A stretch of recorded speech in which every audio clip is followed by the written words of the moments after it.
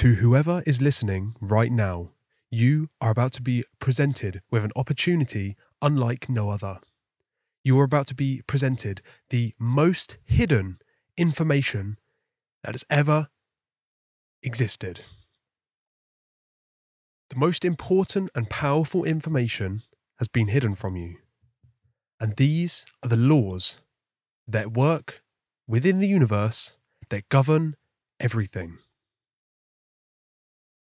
In particular, the laws that govern right and wrong, but also manifestation and the inner workings of the mind.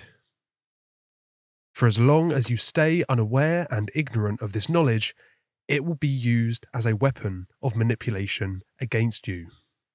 And by the end of this presentation, you will have the skill sets and the foundational information about the universal spiritual laws of morality, the law of attraction, and how to orienteer every aspect of your life to become an unstoppable force of abundance and good. If you're not prepared for such an incredible task and an incredible amount of information that is about to be thrown at you, feel free to leave. Because as I'm about to explain, this is not for mental children. The gloves are being taken off. No holds are being barred. No excuses are being made. This is going to be an incredible powerhouse of information that is put in the best way possible that I am capable to do in order to inform as many people as possible on what is actually going on in this world and how we can the only way we can bring the solutions about in this world. So like I say, if you're not ready for this, feel free to leave. But by the fact that you are here, listening now, and prepared for this journey, you have special things waiting that you are capable of doing. So feel free to join me, Jake Vogels, from moralitymatters.co.uk, and prepare for an education unlike no other. Welcome to Morality Matters, attracting abundance via natural law.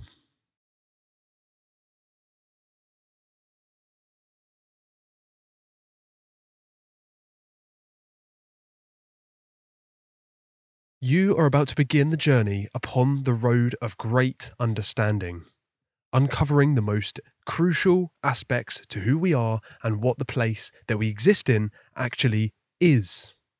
But first, there has to be a few cautions or a few warnings or caveats to be made to remind you that the best way to approach new information must be kept in mind. You cannot just disregard the information based on your emotions, and you definitely cannot disregard it based upon your preconceived biases that we have all been raised to have, whether we accept that or not. Most of the things that I'm going to say are actually going to contradict a lot of what you already may think. I urge that when you come across any of these times that you have an opposing belief system to what I say, I urge that you come into it with an open mind and make the question why your very best friend. Don't just look at it on its face. Look deeply and always ask why. Question everything is going to be the key to this presentation and the key to your entire life if you actually want to grow and come towards learning the truth. If everyone knew what I'm about to present and actually applied it, as gigantic of a task it may be, humanity could actually achieve feats far, far beyond our imagination. The things that we are capable, not only individually, but as a human species, we could achieve things that would seem utter miraculous or utterly magical. However, instead, we are still using fossil fuels and still eating junk food, still having incredibly damaging belief systems in most people, still having no idea what we're here for and what we're here to do. The problem is, not everyone is ready to come to terms with this information mentally. It takes time and it takes effort to show people the truth, but there are many people who are ready to hear it. They're ready to hear it now, and they want to act and they want to learn. And hopefully you are one of these people. You don't have to completely be ready for it, but as long as you're not in the mentality of just going to completely shut it aside, put it aside and shut it off and walk away, as long as you're not like that, then I urge that you stay for as long as you can and listen to this whole presentation at your own pace, and you will have a great understanding that no other person on the internet could provide to you. And that's a guarantee. All it takes is your effort and willpower and care. So in fact, this may be why you are listening to this now. You may actually have been presented with this great opportunity by the creator of the universe or the universe itself. Either way, I'd like to say that you have almost definitely been given an opportunity placed upon you by merely understanding that this presentation exists. And then you have taken action upon this opportunity, which is what it's all about. You've taken action upon the opportunity, and now you are ready to learn incredible information. So I simply ask you, right now, where you are in life, are you currently satisfied with how you are? Are you happy? Are you proud? Are you confident? Are you self-respecting and self-loving? Do you have a goal and a direction and purpose for your life? And most importantly, do you understand what right and wrong is? Truly? Or do you believe that it doesn't even exist, or in fact that you believe that you make it up yourself? Everyone has different conditions that they currently live in, but the question remains. There are things that we must know, there are things that we must apply, and there are things that we must stop doing. So, are you satisfied with just living this life of confusion and cowardice, perhaps? Just being an average nobody? Being another statistic, just living an average life? Living every moment in the chase of money or just earthly pleasures? Not seeking anything higher, anything special, anything long-term. All you seek is things for yourself, maybe a few of those around you, and even then, you don't actually truly desire what is worthwhile. You're running around the hamster wheel, chasing your own tail, or perhaps chasing the carrot on the stick. If this is the case for you in any degree other than not doing any of these things and actually being someone who's truly orienteering their life for good, which you can still greatly benefit from this presentation, either way, do you want to truly flourish in your life? Do you actually want a purpose? Do you want happiness and fulfillment and, quite honestly, enlightenment? Do you really want to find and follow your purpose in life? That people spend their whole lives trying to find their actual purpose. You can skip all that.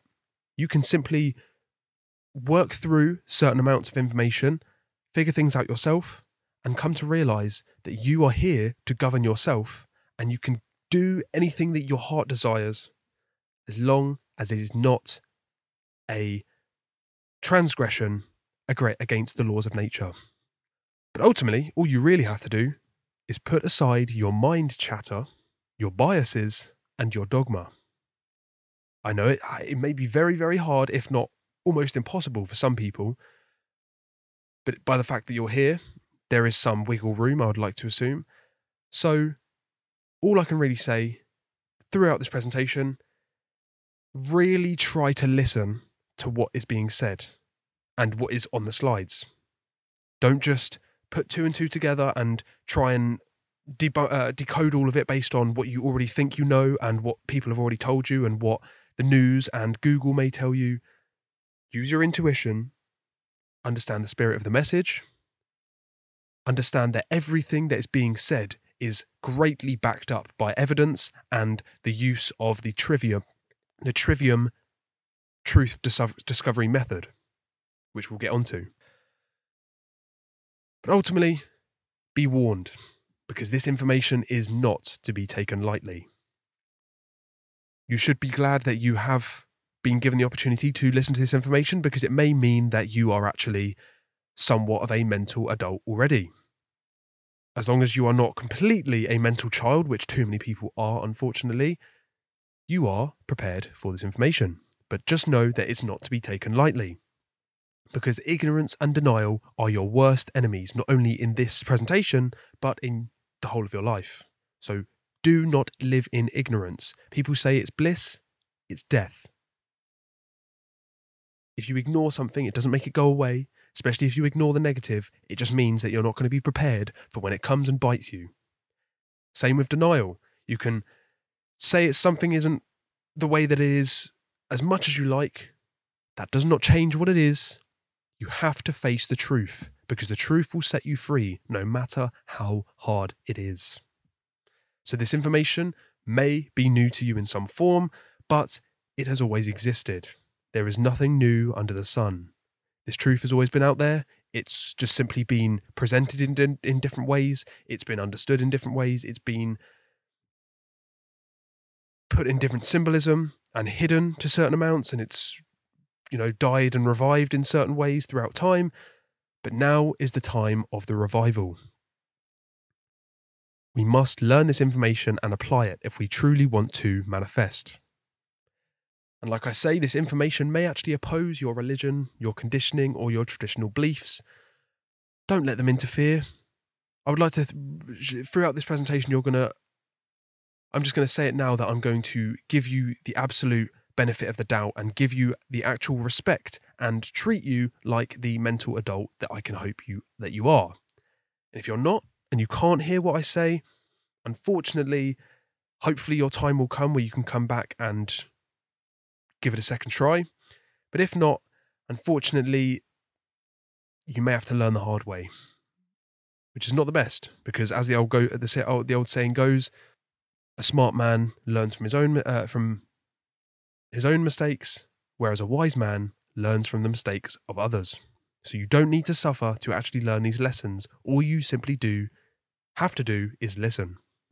And no matter where your cultural background is, what your religion is, what your holy book says, what your pastor or your parents tell you, or your school, try your best to put that aside, because as you'll come to see, more often than not, quite honestly, that is not the truth. It's simply just the repetition of either a mind-controlled belief at best, or complete and total ignorance passed through generations. Either way, you want to be able to think for yourself. This is what this is all about. So do not take it lightly, and don't let your traditional preconceived notions interfere, because if you do, you are a mental child. So understand the spirit of the message. All I'm here to do is fulfill my moral obligation and try to aid the evolution of consciousness of everyone in humanity and serve the creator of the universe. All I'm trying to do, and all I ever have been trying to do and ever will try to do, is try to provide greater knowledge and help everybody improve, everyone that I can, for myself and for everyone around me and for everyone on the entire planet and even the universe itself, quite honestly. All I'm trying to do is put this information out there so that those with the ears to hear and the care to understand, and those who are actually prepared to gain wisdom, they will find the information, they'll take heed upon it, apply it, and they will completely understand why I'm here doing what I'm doing. All this is me trying to help other people and help us evolve. This isn't delusion, because once you understand the truth as well, you will completely understand that this is moral obligation. Because to know and not to do is to not know. But in fact, it's highly recommended that you actually get a pen and paper, because you may need to write down some notes, especially with the most important concepts, some of the diagrams, some of the quotes perhaps, and quite honestly, just because this presentation contains a lot of information. A lot. There's over 100 slides here, and it is going to knock your socks off. So like I say, prepare yourself. And don't be like this guy.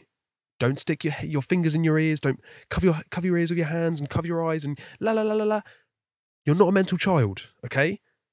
At least listen to the information first. So folks, as I said in the start, grow up. Please, mentally grow up. I don't expect you to be a complete boring old fart, but have some maturity about you.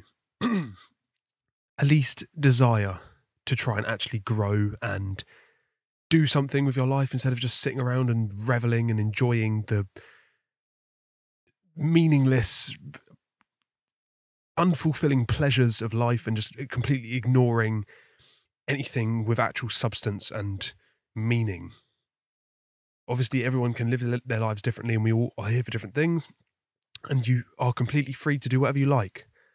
But I'm just going to say it, grow up. Because too many adults just look down on children often, saying, oh, I'm older and wiser than you, and you should listen to me and, respect your elders. Look, it's not very easy to respect your elders when if you ask them a few simple questions, all you get back is just verbal diarrhea all over you, just nothing worth even considering to be something of substance. They just spew absolute garbage, complete repetition, mind-controlled, not even their own opinions. You could ask basically anyone, anywhere, a few simple questions about what is right and wrong, how can we fix things in the world, what's the purpose of life, etc. Or just any of these big questions, not even that big questions, ask them any of them, and they will give you such random, stupid, uninformed nonsense. And they're the ones that are going to call you adults and look down upon children for being naive and uneducated. Folks, you could be 95 years old and be an absolute mental moron, whereas you could be 15 years old and understand that you are here to actually learn and grow, and you're ready to learn more information, and you don't completely accept or reject something as soon as it's presented to you, etc. Age doesn't mean really much at all. It just means you've been here for a longer time, so there's more potential for you to have learned stuff. But even then, that's real world application, which has its place. But I'm here to give you the real grassroots, deep, foundational understanding, which no one seems to have. So don't come to me saying, because of age, I know more than you, when you, unfortunately, are the one that is going to have to grow up, because this is not for mental midgets. So ridicule and ignore this all you like, but if that's the case, enjoy your spiritual infancy. So please try your hardest to focus on the information that is presented, not the presenter. Be aware when emotions do arise when you listen to information, but notice the emotions and then question them. Don't let these emotions govern what you think and what you do. Because your emotions definitely do have a role. Do not disregard them, but understand that they do not equal the truth. They are your emotions. It's simply energy in motion. So question these emotions and understand and try and come to the understanding of why they actually exist in the first place. But like I say, do not let them be the gauge of what you think is true, because that is not the truth. Sometimes they can align, but it never ever should be the only consideration for what is true of just how do I feel about it. And the reason why you should only focus on the information and not the presenter is because I claim to be no one special. I don't claim to be any prophet or a god or any special guru or even any, important spiritual teacher. I just claim to be someone who has come upon this information, has looked into it and questioned it to an incredible depth, and looked into an insane amount of different source materials, and then corresponded it all together and then put it all in one big presentation for you to understand. I'm simply just the researcher of the truth, and by obligation, the one who has to spread it to other people until someone else takes the information and does the same, and it goes on and on and on, because as you'll come to see, That is the real solution, is helping other people understand the information. You don't have to be anyone special to do that, but you do have to be someone that has mentally grown up. So look at the information and find the truth. I am no perfect being, and I'm not a guru. I am not your parent. So please focus on the information, because only you can awaken yourself. I can only put it in front of you. I can only show you the door, but you must work upon the information, apply it yourself, because you are the one who has to open the door. I can only put it in front of you. Don't use the typical ad hominem attacks, which, if you don't know what that is, it's simply when someone presents an argument to you, instead of refuting it and counter-arguing it with a well-thought-out, refutation and a counter-argument, instead you actually attack the person instead of the argument itself. So if I was to say 1 + 1 is 2, you would simply say, that's not true because your hair is ugly, because your eyes are too close together. That's not true. You're arguing, you're criticizing the person instead of the argument. It's simple as that. And too many people do that. They don't like what the person says, and they don't like to hear what the argument is, regardless of how true it is. And instead of actually fighting against what the person's saying, you fight against the person themselves based on how they look, how they presented the information, etc. And this little meme I put in, ad hominem, because children like to argue also. Because what other type of person would do that other than a little child? That if someone puts something in front of them that they don't like, they go, no, you're ugly, I don't like you, you're fat, you're stupid. Even those statements might be true, but that doesn't negate the truthfulness of the actual argument in the first place. So ignore as much as you can everything regarding who I am. It may be hard, but hey, do you want the truth or not? So the requirements for this, if you haven't already gathered some of them, because this is your calling. It's your choice to take yourself upon this journey, begin the stages of change. This is your calling, and there are requirements for it. You can't simply just snap your fingers or just wish or hope really hard and wish one day that something's going to happen. There are requirements for things that we say that we want, because everyone's too happy to say that they want change and they want things to be different and they want solutions.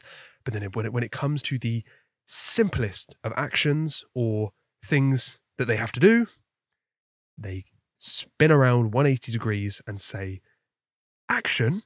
Why would I do that? I can just sit down and wish, or better yet, someone else can do it for me. When, as you'll come to see, solutions cannot be brought about that way. You must act upon that which you say you want. And right here, one of the secrets of manifestation in of itself, that too many people don't even understand on its face. You have to be prepared to act. There are requirements. And first, that begins with questioning everything and being strong enough to change. There isn't much strength required to sit down and say, I want to change this and this would be cool, and let's do this and do this. But when it comes to actually doing it, you must be strong and you must have care. So please only continue this journey if you actually desire to really develop an understanding of the true laws of the universe and how to apply them. If you don't think that you can undertake that and you think that's too much of a task and it's too intimidating, feel free to come back to this whenever you want. Like I say, it's at your own pace. But you must understand, this is no joke. This is full-fledged seriousness of, you must be truly serious and you must be ready to deeply undergo an investigation upon what is actually happening in and around me and everyone. This is only for the strong. And you do not have to be completely strong now, but you simply have to be prepared to grow and eventually become strong. Because everyone, newsflash, everyone can become strong. Everyone can achieve what they want. It's just a matter of working for it. So if you're not strong yet, that's fine. As long as you are not sitting here now saying, I'll never be strong, I'll never do anything, I don't need to know this, you're wrong. any of those modes of thought, they're not going to help you. So feel free to stay in them, but you're going to have to see from suffering, unfortunately, that you're wrong. So this is only for the strong. So please aim to control your ego, because once again, just like your emotions, your ego do have a role. It's here for a reason. It's not to completely diminish it. It is here to be controlled and to be utilized. We do not live completely for them. We don't live completely for pleasure and for happiness even, and for ego. We're here to fulfill our purpose. And as Aristotle once said, when it comes to information that is being presented to you, it is a mark of an educated mind to entertain an idea without immediately rejecting it. So cry me a river, because offense does not equal truthfulness. Unfortunately, in this day and age, there's such a prevalent psyop that is around that as soon as someone feels offense to something, it must be false. It made my emotions change. It made me feel different. It made me insecure. That means it can't be true. It can't be true. No, it means that you are a snowflake. It means that there is a difference between what actually exists in the realm of truth and what actually exists in the realm of your ego, your emotions. Sometimes, once again, just with, like I said, with emotions, sometimes they can overlap where something can be true and it just so happens to offend you. But more often than not, the truth is completely separate. No, in fact, every single time, the truth is completely separate from what offends you. You can get as offended as you like about everything that I say, how everything that I say makes you feel. But guess what? Guess what happens after you're offended? Nothing. That's it. Be an adult and move on. It may not be nice that something offends you, but there is always a reason for why. And more often than not, something offends you because, let's face it, you've been somewhat manipulated to have that belief system. Unfortunately, mind controlled by people that don't have your best intentions in mind, so that you are offended for specific things, purposefully offended at specific things, so that when you do come across something that may have a little shed of truth in it, you immediately, mind controlled, nope, doesn't agree with my belief system, I feel offended by that because of what master has told me to not believe in, and I've been programmed to believe what is acceptable and what should be offensive and not. So you're completely mind controlled to turn around and not focus on it. It is a psyop, whether you like it or not. You can get offended at that statement in of itself. And in this day and age, 2024, there is almost nothing as prevalent in social media and just in our culture as a world, really, especially in the West, of offense, of being PC, of certain things you can't say, and soon certain things you can't even think, if not already here. There's a culture now to just be completely PC and follow the culture and follow what everyone else says. Culture is not your friend, and offense is not your friend either. As Ben Shapiro is famously known for saying, facts do not care about your feelings. So what this comes down to, ultimately, is that I am here to present the truth, gathered through a wide range of research and information sources, all of which you can investigate yourself to go deeper and deeper into confirming that what I am about to present to you is the truth. The truth remains to be so, no matter how it's presented, how it makes you feel. It is to be discovered and internalized and acted upon. Doesn't matter if it's told in a sweet, pleasing, politically correct way with someone with a nice suit and a nice makeup and a nice hairstyle, and they're on, the television, on the mainstream news at night. None of this matters. It's just there purposely to make you think that it's true because someone presents it nicely to you with little pleasing voices and our lovely colour scheme to make sure that you're in the most receptive mind state as possible, because we're not lying to you at all. Everything's fine. Actually, nothing's fine. Be fearful. The world is evil. We're all coming to get you. You're going to suffer. Fear, fear, fear, fear. No matter how it's presented, or how politically correct, or how sweet it is told you, or where it's told you from, the truth remains the truth. You must decode the information for itself. And in fact, I've had to come to the realization that I have no choice but to tell the harsh truth. I'm not here to blow smoke up your ass, as the saying goes, or, tell you sweet nothings, or just tell you what you want to hear to try and make money. No, I'm here, like I say, completely out of moral obligation to come here and say, this is what I've discovered. It makes undeniable, complete sense based on everything that I've researched and what everything everyone else has researched, as everything completely culminates into one.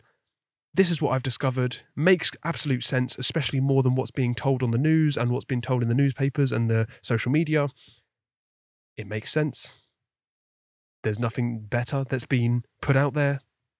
Look into it for yourself and you'll come to realize it's the truth. That is the journey that you must take. Sounds complicated, but actually it's quite simple.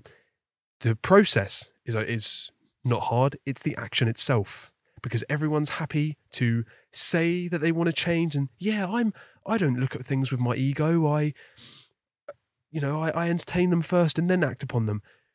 Just because you say that you are a certain way does not mean it is that way. Most people are not prepared for the willpower and the care that it takes to change. Not in the slightest.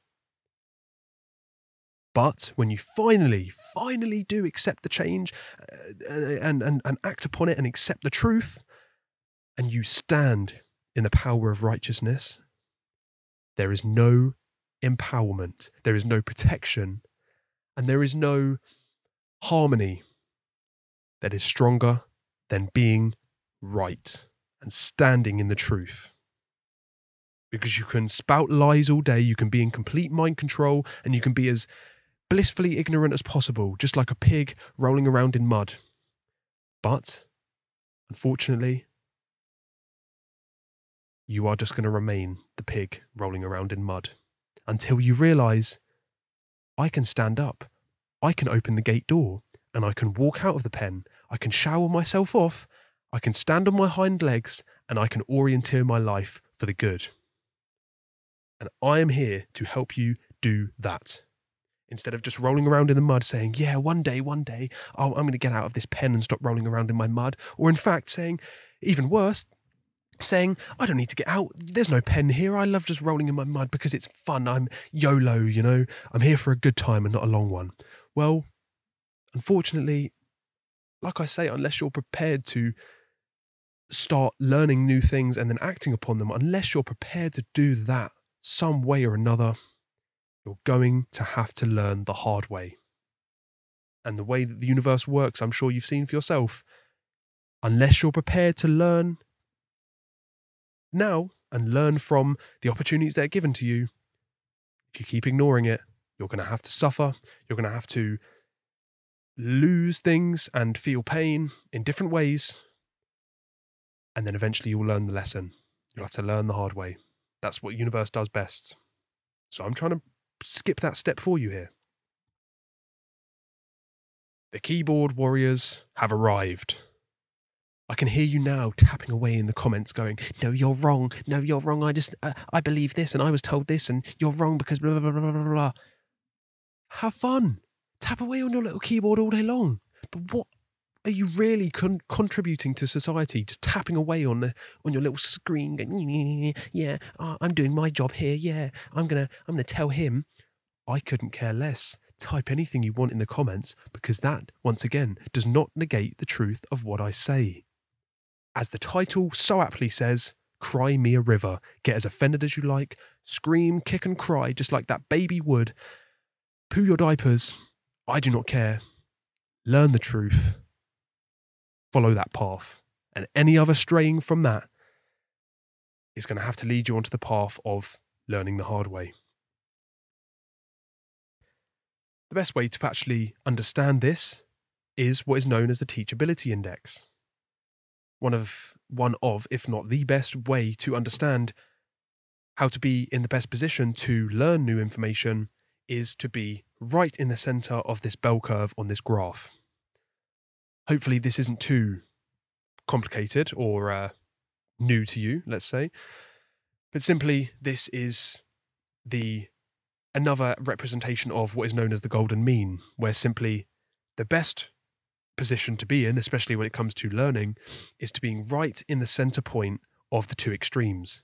Because as you'll see when I come to talk about unity and holistic thought, the best path to take in basically everything is to be right in the center or as close to it between the two extremes of an extreme excess or an extreme deficit. So in this case, you don't want to be completely overly arrogant where you literally are fully closed to new information, but you don't want to be on the other extreme of being completely naive where as soon as someone tells you something, you take it as full gospel truth and you don't question a single thing, you just take it all in. You don't want to be on either of these ends of the spectrum, and really you don't want to be too close to either of them, because then you'll still be gullible or cynical or too skeptical or too trusting.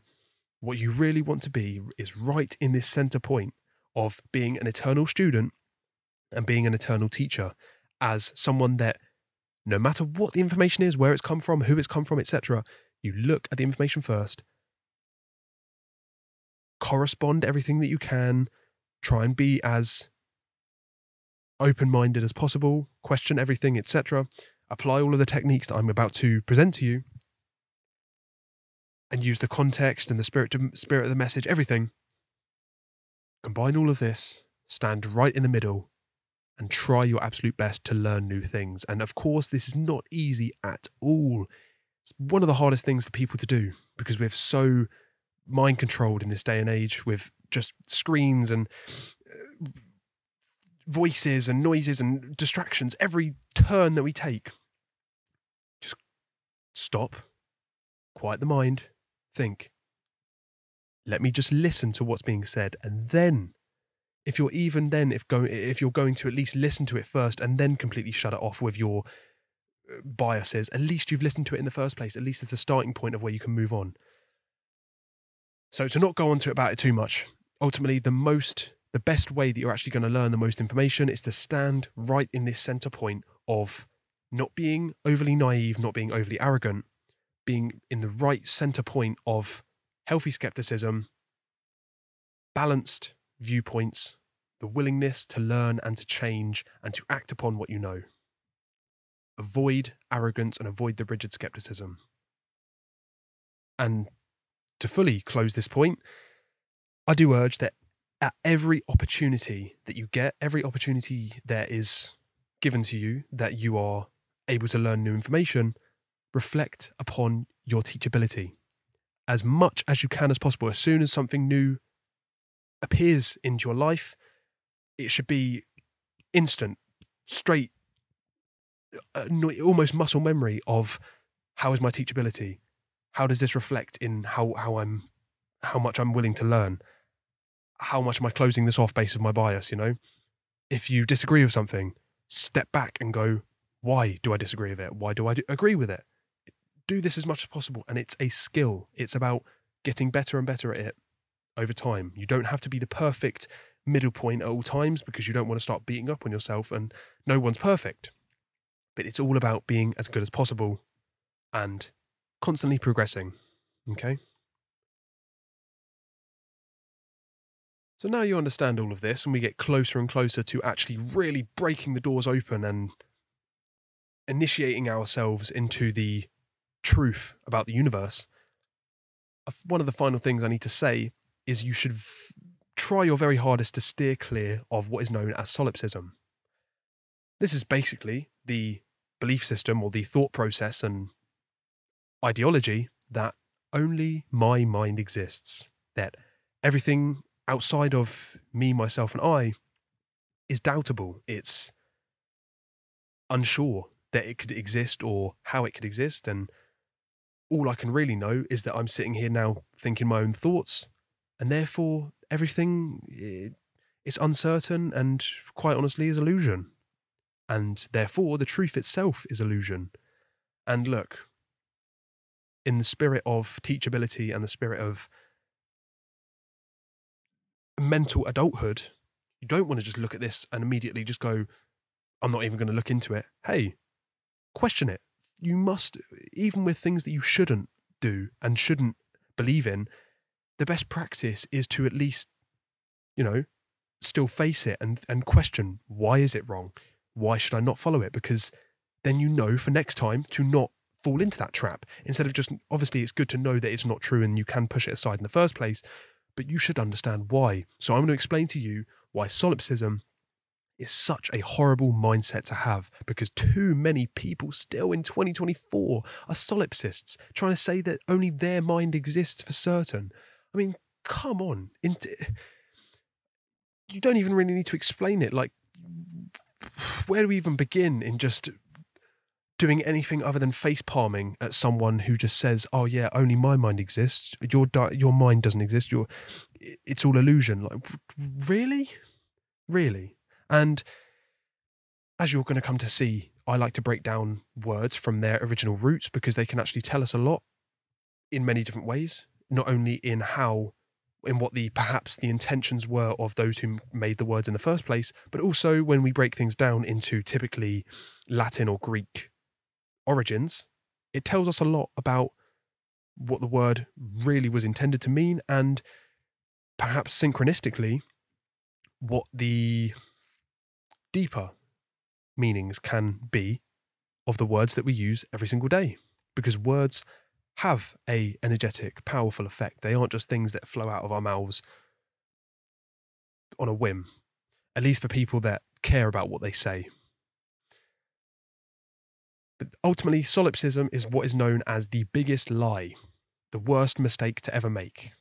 It's the major pitfall that is always avoided in philosophy, because if you've ever actually looked into philosophy in an academic sense for even 5 minutes and understood what the major things that people wanted to avoid when making a philosophical argument,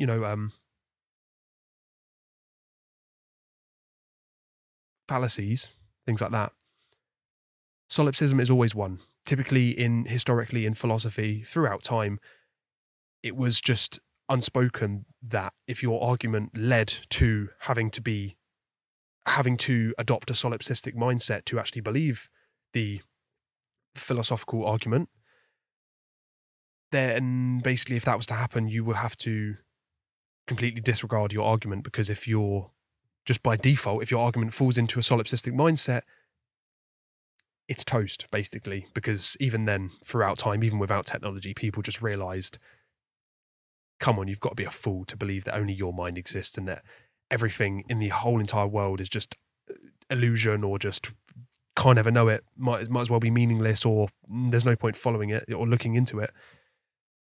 Even back then, they would see that. So I'd hope that you wouldn't fall into this nowadays, But ultimately, the main problem is because if you are in this mindset, you cannot create true evolution or true freedom. It's not possible, because you don't care about anything other than yourself. And even then, your chances are, if you're going to fall into this mindset, you're going to not even really care about yourself. You're just going to sort of fulfill your earthly desires and then call it a day, go to sleep, wake up and repeat the cycle, really. If you're just about able to care about yourself and then you only believe that your mind exists, not a chance in hell that you're going to start getting up and going around and trying to spread the information to people, because just on its face, you're not even going to believe that the information you're spreading is true in the first place, let alone the minds that you're trying to give this information to. They're all illusion as well. So what's the point of doing anything? How does one evolve by doing that? And how does one become free by doing that? They don't. They can only suffer. They can only stagnate. Ultimately, as you'll see, they can only create chaos. So this is the biggest lie. As you'll come to see, if not already, you'll see that all this is about, morality matters as a whole, not only just the natural law presentation. Truth is of utmost importance. In fact, the only religion and the only true belief system is truth itself. Quite honestly, in some sense, God is truth. That's it. Nothing more. Truth and law for us to discover, apply, and benefit from. But as I was saying, I like to break down words from their etymological roots so that we can gain a deeper understanding and actually see if there are any synchronicities and funny little hidden meanings to what we say on a daily basis. And when it comes to solipsism, it comes from the Latin solus, meaning alone, and ipse, meaning self. So simply, the belief in solipsism is the belief that we are here alone by oneself. That nothing else exists, it doesn't matter, shouldn't be looked into. Only I exist, screw everything else. It's all subjective. Only I exist, you are all an illusion. That's a true mental adult right there. I don't see any problems with that ideology. So, know the truth, because it's not all relative. Nothing regarding the truth is down to opinion. Based on definition alone, the truth is that which is, always has been, and always will be. The truth is still the truth even if no one believes it. And therefore a lie is still a lie even if everyone believes it. And unfortunately, when you really understand who runs the world and the incredible amount of mind control that's being done to us now and incredibly in the past, we have been almost genetically programmed to think that truth is created by humans. That we come up with what is right and wrong, what is truth and what is false, what the law is, that everything, including the meaning of life itself, is all subjective. It's all based on what I think and what I make it to be. And if someone else says that it's something, and that they are believed by society to have the authority to enforce what they believe is true, and they get people with weapons and an outfit to come out and enforce it, all you have to do is make people believe that what you say is true, or is at least true enough. And that, my friends, is the current state of humanity. So ultimately, you're going to come to see that we are all programmed through an insane amount of mind control throughout time immemorial. We're programmed to think that truth doesn't exist. And in fact, it only exists when we say what it is and what it exists as. It's not all relative. It is that which is and has been. It's not relative, it's objective, not subjective, meaning it is independent of mind. It exists even if no humans were there to perceive it. It still exists in the universe and in reality. It's eternal, meaning that there is no beginning and no end. It is always there and it always will be. It's nothing new under the sun. Most importantly, it's unchangeable. Nothing that we say or do can change what the truth is. In fact, what we say and do, the best way to go about doing it, as you'll come to see, is to align what we do, say and think with what is true. Because a life in harmony with truth is a life perfectly lived. Because the truth will set you free. But it does require discovery and acceptance, not belief and not the creation of man. We're here to discover it, scrutinize it, and reduce it down as much as possible so that we understand the basic foundational principles of everything that we can, utilize them, bring this about on the aggregate scale of society, and then eventually, because we're all harmonizing with truth, at least in the majority, incredible things can happen. But we must first discover it and accept it. There is no belief necessary, and there is no amounts of gavels on a table and no amounts of fingers being pointed and names being called that can actually create what is true. It always exists, always has, and always will. And there is a method, a most common and most well-known throughout history method of discovering what the truth is. This is known as the trivium. And in fact, the trivium is used to discover it, and then to quantify it and sort of put it into action, there is the quadrivium, which I won't be speaking about as much, which you can look into for yourself, but the trivium I will be speaking about, because once you really have this method as second nature and utilize it, and then also help other people understand it, once again, muscle memory, it almost becomes as weeding things out for what is true and what is false. Instead of just looking at something and saying, does that align with what I already believe? Instead, you can take a step back and think, okay, does this make sense? Who, what, when, where, why, how? All the big questions, put it all together and then come to an understanding. And like I say, it's not easy, but what's the alternative? Falsehood and suffering and chaos. So ultimately, harmony with truth is what will and can only bring true freedom. That's why it's so important.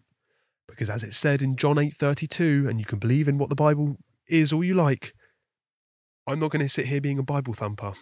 But hey, perfect example. Not everything about something has to be true. It's about extracting the truth from things. And the Bible is no different. The whole book doesn't have to be gospel truth. It doesn't have to be... I'm not claiming that it's uncorrupted. I'm not claiming that you should follow religion or follow any holy books. But hey, there's truth in there. And ironically, John 8:32, you shall know the truth, and the truth shall set you free. Now, it must be said what this presentation isn't, because obviously you can already infer what this presentation is. It's a groundbreaking powerhouse of crucial information for a enlightened and beneficial life.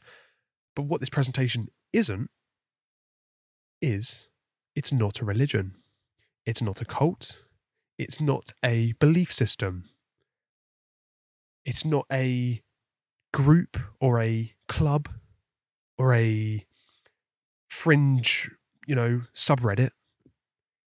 It's a holistic way of life and approaching everything in life, and an accumulation of all top wisdom teachers and top information, a life of constant learning and growth and improvement. That is all I offer. It's trying to spark a few things in your brain to help you think maybe there's more to life than just being an average nothing and just thinking that I'm not going to be able to achieve anything. And more importantly, I'm doing my very best to help you realize, wait a minute, I can actually act upon what I say I want. Instead of just constantly saying and believing that something's going to be a certain way, I can actually act upon that and then bring it about, because that's how I truly manifest things. And that in of itself is so hidden that no one really knows it, and then most people will fight you if you tell them that that's the truth. If I apply this for myself, I am in the minority and I can benefit greatly. And eventually, when I've learnt it enough, I can help other people do the same. There is no better state to be in this incarnation. Once again, not my opinion. Try it for yourself, because this is a science. It's for you to look into, accept, hypothesize, and test it out, because there are observable effects. That's why it's not a religion or a cult. I'm not standing here saying, believe me and your soul shall be saved. No, try it for yourself. Listen to what I'm saying, of course. How else is information going to be presented to you? Give it a listen. Use your mental truth discernment abilities, which you'll also discover, and then try it out for yourself. And then, through the constant process, you will eventually come to the truth. That is what this is. May sound a little complicated, but hey, there's no big staffs and big hats and thrones and a golden building and, collection pots and gospel books that are going to tell you your soul is being saved as long as you believe. None of that's here. There's no Kool-Aid here, okay? There's no personal gain even. As crazy as that may seem, that someone is actually trying to give you information and trying to actually help you without trying to benefit themselves. I know that's a crazy concept in this year, that someone can actually be that selfless and that kind that they want to help other people know the truth about themselves and the universe to benefit greatly. I know how incredible that must be for someone to exist to be like that. What a weird thought that someone can actually be that kind, that they just want to help people based on what they've learnt is objective truth. That's why I'm not apologizing for anything I say, because I'm not stepping on eggshells. I simply just I'm looking at you right now, eye to eye, and saying, look, I know we all have different conditions. I know that things have been hard. I know you may have gone through hard times, but there's nothing stopping you from understanding that there is always a way out from your suffering. There is always a way to turn your life around and actually do what you're here to do. Until you take your final breath, you still have a chance here. And all I'm doing is trying to help you understand this. And maybe, just maybe, a few of you out there that have the mental adulthood to see eye to eye what I'm saying here, maybe some of you will wake up. And that's all I can ask for. And that is all I'm here for. So I'm not trying to become popular or make any friends. I'm not trying to be a religion or a cult, as crazy as that may seem. And we'll break down the actual truth behind what religions are and what they're designed for. So prepare for that. I'm sure a lot of people are going to get offended about that one, but same goes for cults. Eventually I'm going to break down all of the techniques of cults and how they work. And look, if I was to be a cult leader, I wouldn't be a very good one if I stand in front of you and go, hey guys, this is what a cult is and how the complete techniques of what they use. I'm going to use those upon you right now. No cult leader would do that. At least any good one. So let that speak for itself just alone, Ultimately, you can tell all of this by the fact that I'm not going to be making any empty promises or blowing smoke up your ass. I'm simply just going to sit here, eye to eye, man to man, or man to woman, whatever, and just say, look, this is the truth that I've come across. A lot of other smart people have come across this. You should look into it for yourself, because you'll come to see, with enough care, you'll come to see that there is maybe a little bit of truth here, and that maybe you've been lied to all along. No empty promises here. You can only benefit as much as your willpower and care allows you to. Once again, I can only show you the door. So this isn't an attempt to convince anyone of anything. It's simply an accumulation of that which is and that which I've researched. And ultimately, as we understand in the definition of truth, it's nothing new.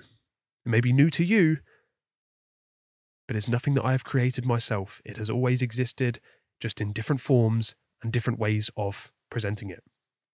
So please, once again, have to harp on this point of put your prejudices and your biases aside. Put them aside just for 5 minutes and just think as a open vessel for the reception of truth. Please think for yourself. And if you can't see the good intentions of that in of itself, I don't know what to tell you. Because you could watch 5,000 hours of mainstream news, and I would put my life savings, I would put my life itself on the line, that never, ever, ever once. In fact, I would bet this right now.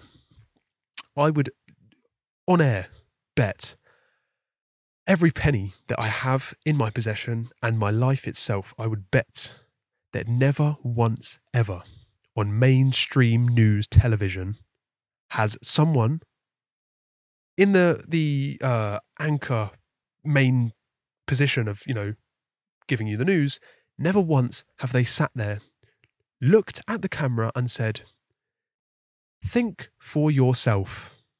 Use your own mind. Never once has that been said. But what they do say is, this is the way that it is. Believe us. This is the truth. Look at this person. Do this, do that. Be in fear. This, that. And there are countless examples of all of the different news networks lying blatantly to your face. And I have witnessed these so many times, with my own eyes on the news. They will lie to you straight out in your face, and people still believe that is the truth. They have never once said, think for yourself. And I could probably find about 10 examples of, in this presentation, in about an hour alone, I've said, think for yourself about 10 times at least. Okay? Who's the one here that's actually presenting the truth? Okay? The people that say, believe this and fear this, or the one that says, here's some information you might need to consider because, many people, if not everyone, that's actually flourished correctly and stood in true righteousness. Hey, there's this information out there that might, help you benefit greatly. You might need to look into that because maybe you could help yourself. Or, here's what you should believe. Don't question anything because it's definitely not like we are lying to you and have bad intentions. But what this actually is, instead of what it isn't, it is the most hidden information. It's an invite to help you begin the great path towards enlightenment. And there's a little hint there, the great path. If you haven't already seen my other presentation, I highly recommend that you go and watch that because it's a sort of prerequisite to this presentation, if you will, in basically a complete breakdown of the optimal path that one should expect to lead if they actually want to gain enlightenment in the world. So that is the great path on moralitymatters.co.uk. What this presentation is ultimately, however, it's an accumulation of crucial, empowering, hidden concepts, information, and laws which govern each person and the whole entire universe. This is the crown jewel of information, the crown jewel of knowledge and intelligence. The cherry on top of true righteous action and understanding in the world, because true power and true greatness lies with knowledge. And how do we gain knowledge? Well, you act for yourself to look into this information and then act upon it. You must gain knowledge instead of acting out of ignorance. And this is the crown jewel of that. So the formula for abundance on an individual and collective level is what is going to be presented in this presentation. It is real, grassroots, feet on the ground manifestation and law of attraction. None of this just believe it all day and think it all day and you'll eventually get it. This is a little more than that. This is a little more, true and not just 2 steps out of a 5-step process even. This is the real key to right action in the world. It's the key to living a life of wisdom, enlightenment, and really, if this was acted upon on a mass scale, as crazy as that may have to be, this can bring about global freedom. The information that I present to you, natural law, in other words, is the only way that we can gain freedom on a global level. No politician, no amount of money being thrown at a certain way, no amount of group of people being killed or places being bombed or people being put in jail, whatever, no policy or law can be put into place, no thing can be done other than the application of natural law on a global scale. Nothing other than that, can bring about true global human freedom. Sorry, folks.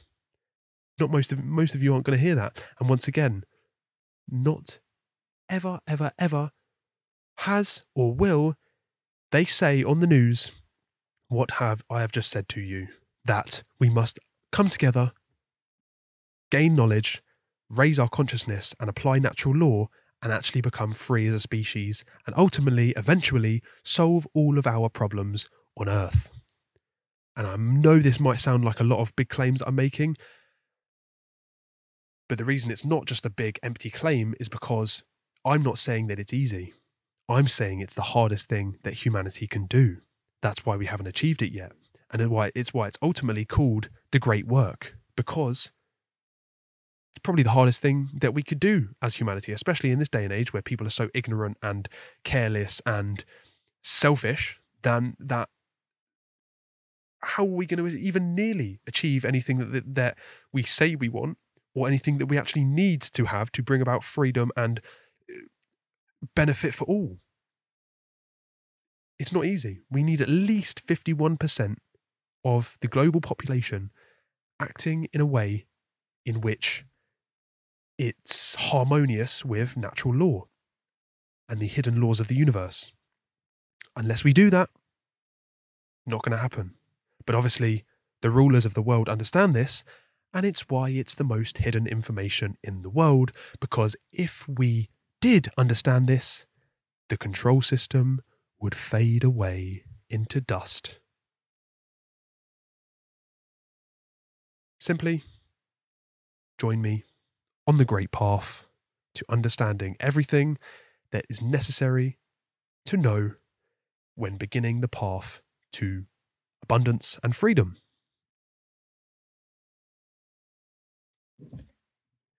So if you want a little graphical representation of what position you should be in, you have to be like Alice, chasing the rabbit running down the rabbit hole with his watch in his hand saying, we're late, no time left, you've got to run down the rabbit hole, you've got to come with me, follow me down this rabbit hole and see the incredible world of wonders that are waiting. You have to put yourself in the shoes of Alice and follow the white rabbit. So a great place to start in the application of this knowledge is to understand the role of knowledge itself. Because, of course, the opposite, ignorance, the ignorance of what exists and what we can know, well, that's death. Because so many people love to say that ignorance is bliss, but as Ricky Gervais so promptly and aptly said, ignorance might be bliss for the ignorant, but for the rest of us, it's a pain in the ass. Because you're just wandering along like a zombie going, I don't need to learn information, I can just act upon emotions and I'll get what I say I want even if I don't act upon it. You're lost. You are the dead. You're a mental child. And unfortunately, what a weird world that we live in, that it takes a 20-year-old to tell full-grown, quote-unquote, adults that you shouldn't be living in ignorance, that you shouldn't be living in the mental state of only my mind exists and nothing can be known and there's no such thing as right and wrong. Really? Are we really in this much of a stunted world? Really? You must open your heart and mind to new information and to actually growing. Because really, in this day and age, all age actually does really is just provides more time for someone to be given opportunities, but instead for them to disregard all those opportunities and just completely go down the spiral of being more and more locked in their ignorance and locked into their already belief systems. They just constantly double down, and then eventually when someone comes along no matter their age, especially someone that's younger, comes along with new and true information, they look at that child and say, here are two middle fingers for you to take. And for as long as we have a population of adults, once again, quote unquote adults, that do that, we're only going to manifest ourselves more suffering and more pain and more stupidity and more problems. Because you cannot fix a world of problems. You cannot fix all of these problems in the same state of consciousness and the same knowledge that you have as you did in the first place. You must have more knowledge, you must have more technology and philosophy and willpower and consciousness to actually improve something that was created with a lower form of all of those things. Okay? So ignoring something doesn't make it disappear from existence. In fact, ignoring an approaching threat only ensures unpreparedness. If there's a boulder chasing you down the hill, feel free to say, there's no boulder. I don't need to worry about this. It's not coming towards me yet. Don't worry about that. I'm happy just walking around in the sunshine, enjoying myself.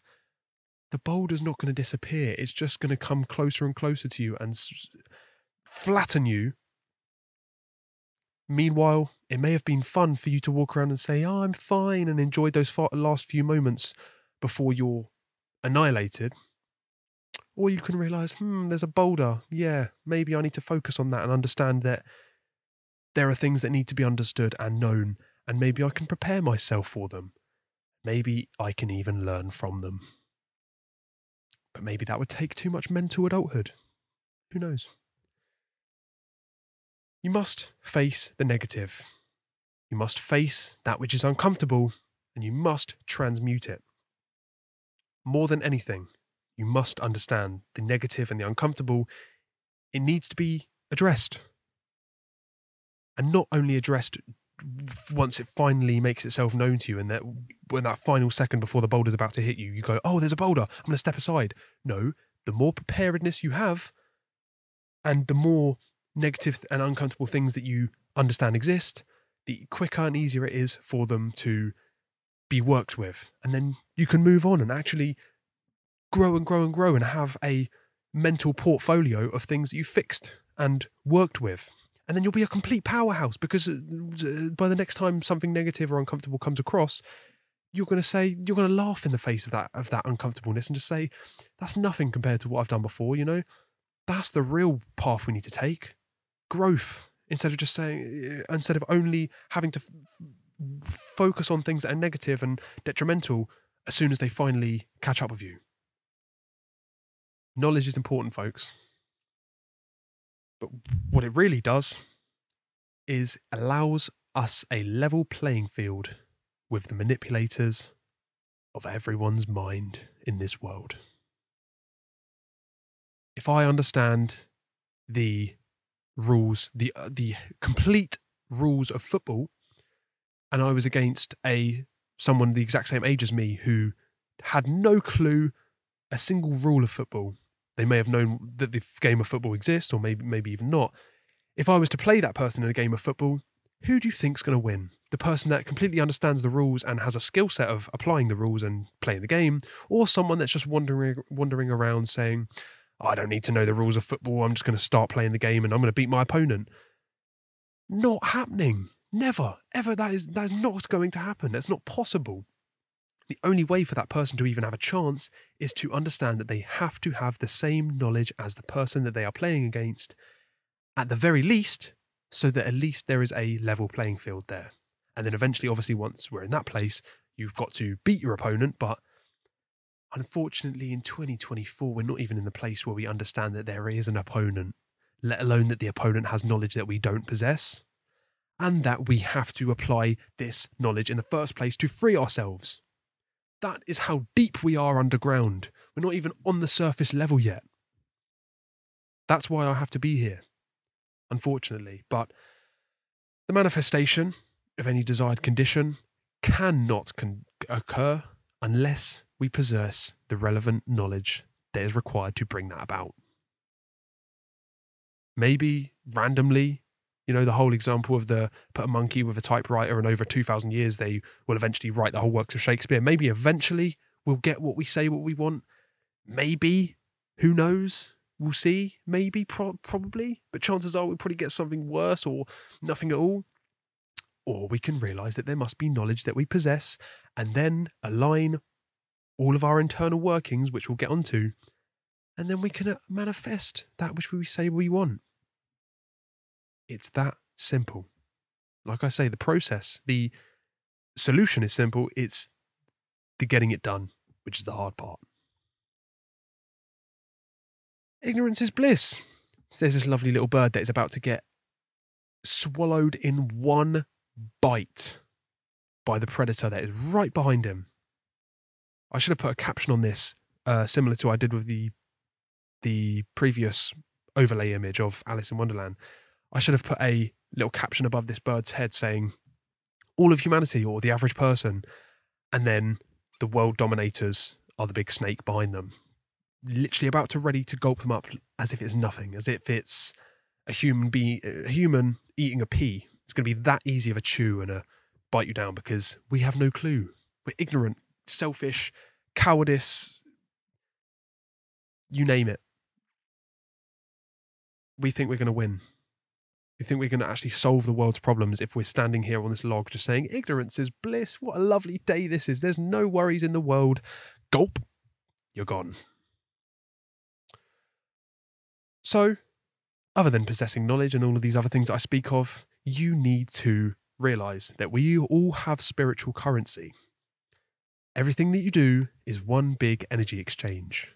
And you have your spiritual currencies, which are time and attention. You can trade these at any time for either knowledge, or you can trade them for mindless entertainment. What are you going to spend your time and attention on? That's what matters.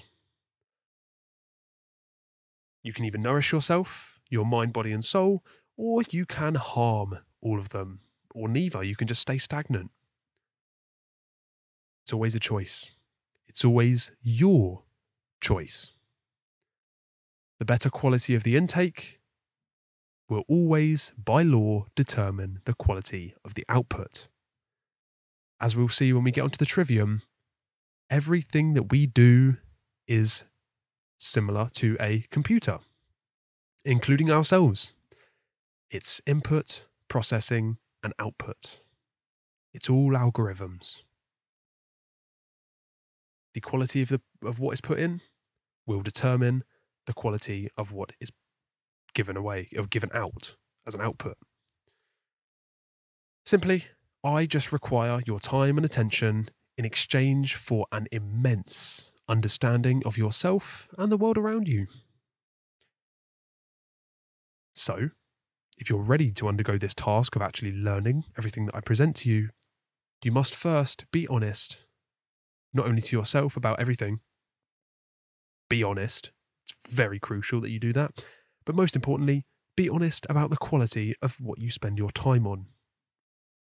Are you sitting around watching mainstream news on the TV, watching stupid TV shows just designed to put certain belief systems into you subconsciously, or listening to stupid music, or just doing any task that's either detrimental or not benefiting you at all? Or are you spending your time on quality things? Are you reading? Are you educating yourself? Are you nourishing your mind, body, and soul in any form? You must change the quality of what you spend your time on. Because if you have a good quality thing that you're spending your time on, once the process finishes, the output of what you do, say, think, and do, the quality of that is going to be reflected in what was put in. Whereas if you're sitting around eating processed foods all day, consuming nonsense, all that you can put out at the most even is trash. It's junk. It's called junk food for a reason, because junk goes in, swishes around inside you, and junk comes out. And it doesn't only come out of your backside. Because in this time, the backside, unfortunately, has teeth and a nose and two eyes, if you catch my drift. Because the same brown substance comes out of both ends with most people, unfortunately. But it's always a choice. So, are you paying attention? Because it's a transaction. Are you paying attention to trash and to what other people want to manipulate you for their own different reasons for? Or do you want to pay attention to that which is good and that which you can benefit from? The choice is yours. Now, as we are dealing with the very powerful and important laws of nature, the universe, and right and wrong, as is almost tradition when dealing with these sort of subjects and questions, one has to undergo what is known as the initiatory process. When people think of initiation, typically they like to think of frat hazings, weird rituals and like weird humiliation, candles and weird rituals, things like that, when actually all initiation means, all the word initiation actually means is beginning. And so when taking this path that I'm helping you move along, you need to begin the initiatory process. Because at one point you have to be honest with yourself and understand, I must begin somewhere. And when you are really, truly beginning in this path, you can't just jump in the deep end. You have to slowly, gradually make your way up. And most importantly, you have to begin with prerequisite understanding so that you can approach all the information in the correct way. So really, the real initiation is simply to begin the path towards truth and understanding and growth as a person. I can only show you this information. You must desire to know it, and you must desire to change yourself. You must begin the truth path and become an eternal student and what is known as a light worker, one who serves the truth and tries to bring the light of truth out on the earth. This begins with stop lying. Stop lying to yourself, telling yourself that something is a way that it is when actually it's not. And equally importantly, stop lying to other people. You'll come to see with enough experience and enough learning the hard way that when you lie, unless it's a very menial, trivial little white lie about, if someone cooks you a nice meal and spends 5 hours cooking it and then asks you if you like the meal, look, you're not going to suffer very much. You're not going to cause much damage if you just go, yeah, it's a nice meal, yeah, and just sort of, a little white lie. That's different to obviously huge major lies that have detrimental effects over all of society. There are levels to it, but ultimately, if you really want to take this initiation path and begin on the path to truth, stop lying. Stop lying to yourself and stop lying to other people. You'll come to know that lies only end up in more lies. They only end up in suffering and confusion, and nothing good can come out about with a lie. Just be honest. Simply be honest. Especially to yourself. So, second is stop dreaming. In other words, stop living in the mind state of what is known as cognitive dissonance, where you simply will stay in one mind state, and no matter what the other opposing evidence shows, no matter what contradicts it and how true that may seem, you still cling on to what you believe. You stay in the way that your mindset is, no matter what is shown to you. You're dreaming, you're in a dream state, you're living in a place that isn't actually the real place that everything exists in. if that makes sense. So stop lying to yourself and others. Stop dreaming. Stop living in this dream world and actually put your feet on the ground and be in the world, but not of it. And then learn how to think so that you can orienteer and think for yourself in this earth, utilizing the trivium and the quadrivium. Once we're able to stop lying, stop dreaming, and learn how to think, we must live in the present moment. Because it's become a huge cliche at the moment to say, just live in the moment, man. Be here now, man. Even if something's a cliche, doesn't mean that it doesn't have truth to it. Live in the present moment, because all there actually is now. Now is the time to do what you must do. Stop living in the past, because it's gone, will not come back, no matter what. And the future, well, it's not here yet. And the future, ultimately, when it is here, it's going to be in the now anyway. So focus on the now. And then once you do that, once you're able to think correctly, live in this present moment, being here now and ready to go, you stop lying and stop dreaming. Finally, you must activate the physical body. This can be done in many different ways, and unfortunately may have to be topic of a different presentation because it's a whole different topic in of itself. But ultimately, best way to activate the physical body: possess knowledge, work towards improving constantly and new skills and improving in all areas, ultimately. But most importantly, to really activate the physical body and go into overdrive, you must maximize your nutrition. That will have to be a different presentation, but trust me, too many people neglect, if not almost everyone, in some form or another, insanely neglects their own body. They put in junk food and then they expect to be able to think clearly and actually do things correctly instead of just being in absolute confusion and mind fog and being a little slob because you just eat processed junk all day. You must activate the physical body. You must see, once again, it's too much of a cliche, but the whole idea of your body being a temple, it's true. You must respect yourself and then yourself will respect you back. If you actually have a properly working mind, body and soul, you're going to be able to do incredible things in this earth, and you're not going to be constantly lazy and constantly tired and bored and purposeless. You can actually have a life of meaning once you do these 5 things. But ultimately, of course, once you begin the journey, you must have an open heart and mind, of course. So when I speak of initiation, and ultimately when I get onto speaking about the occult, you will come to realize, and you must keep in mind and must have as a second nature, knowing the occult and real initiation is not this. It may be that in some aspects with some people, but it's not all this. Some people have that as an initiation because it's the beginning of their part of a group, but the real initiation is this. It's working on yourself, having self-respect,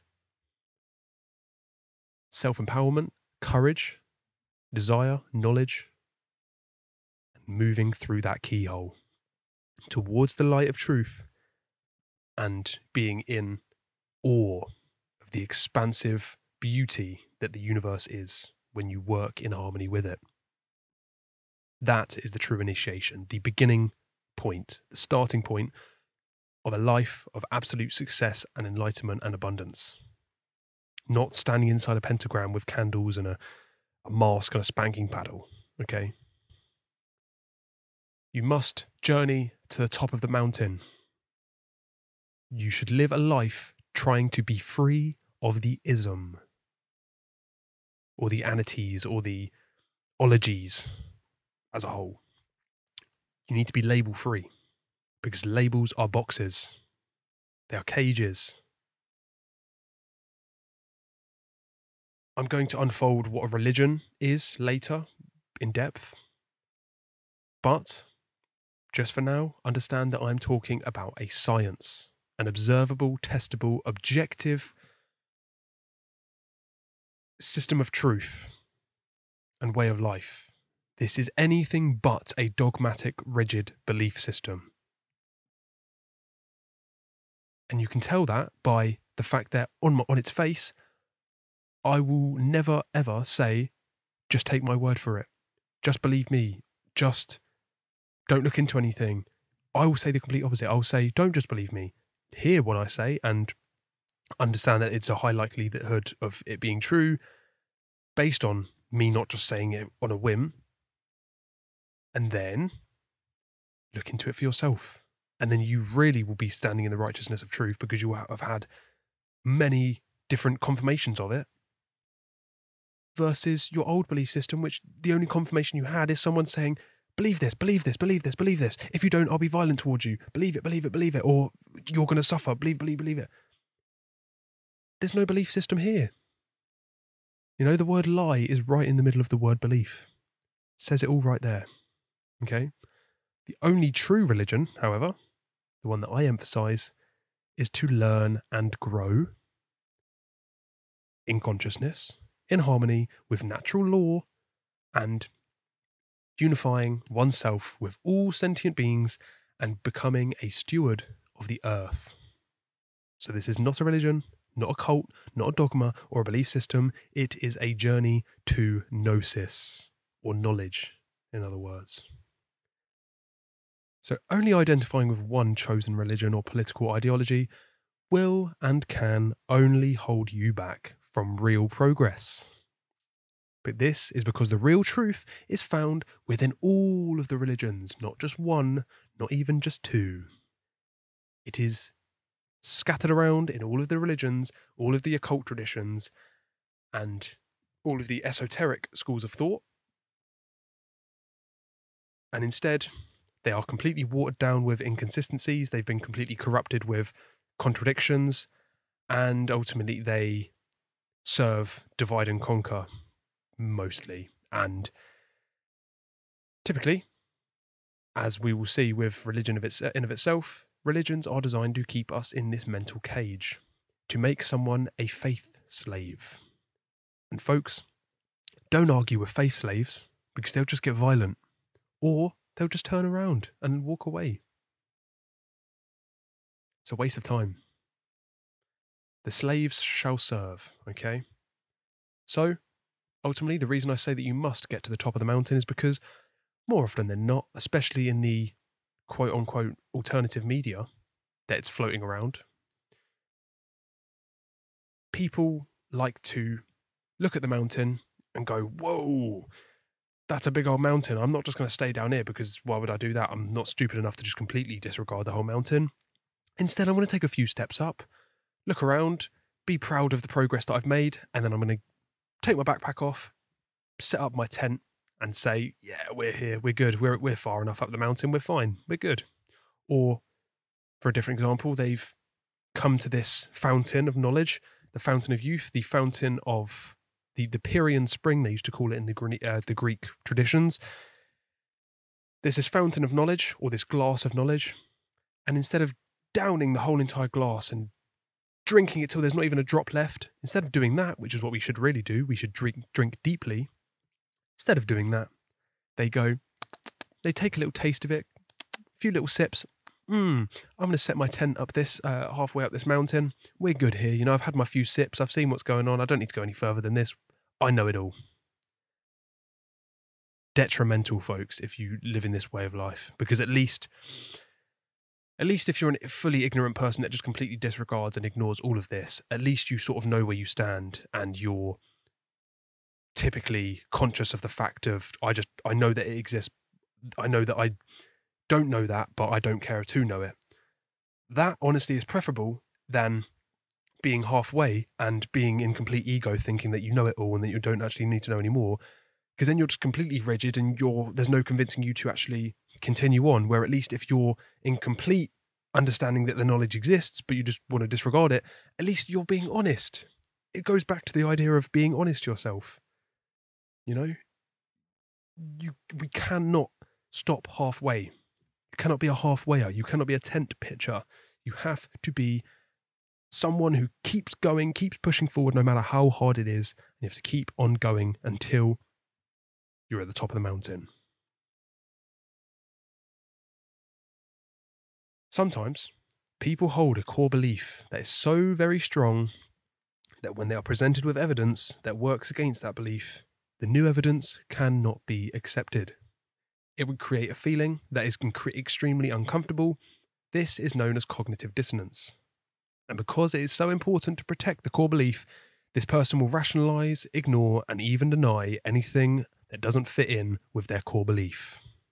So no matter how many facts I put towards you, how many times I present you with the truth and set you off in different directions and give you all the different aspects of the holistic understanding that you need, instead of doing that, you just look at it and go, oh, whatever, I don't need to know all that. What do you know anyway? I've got it all. I don't need to listen to any of that. I don't even need to listen to you.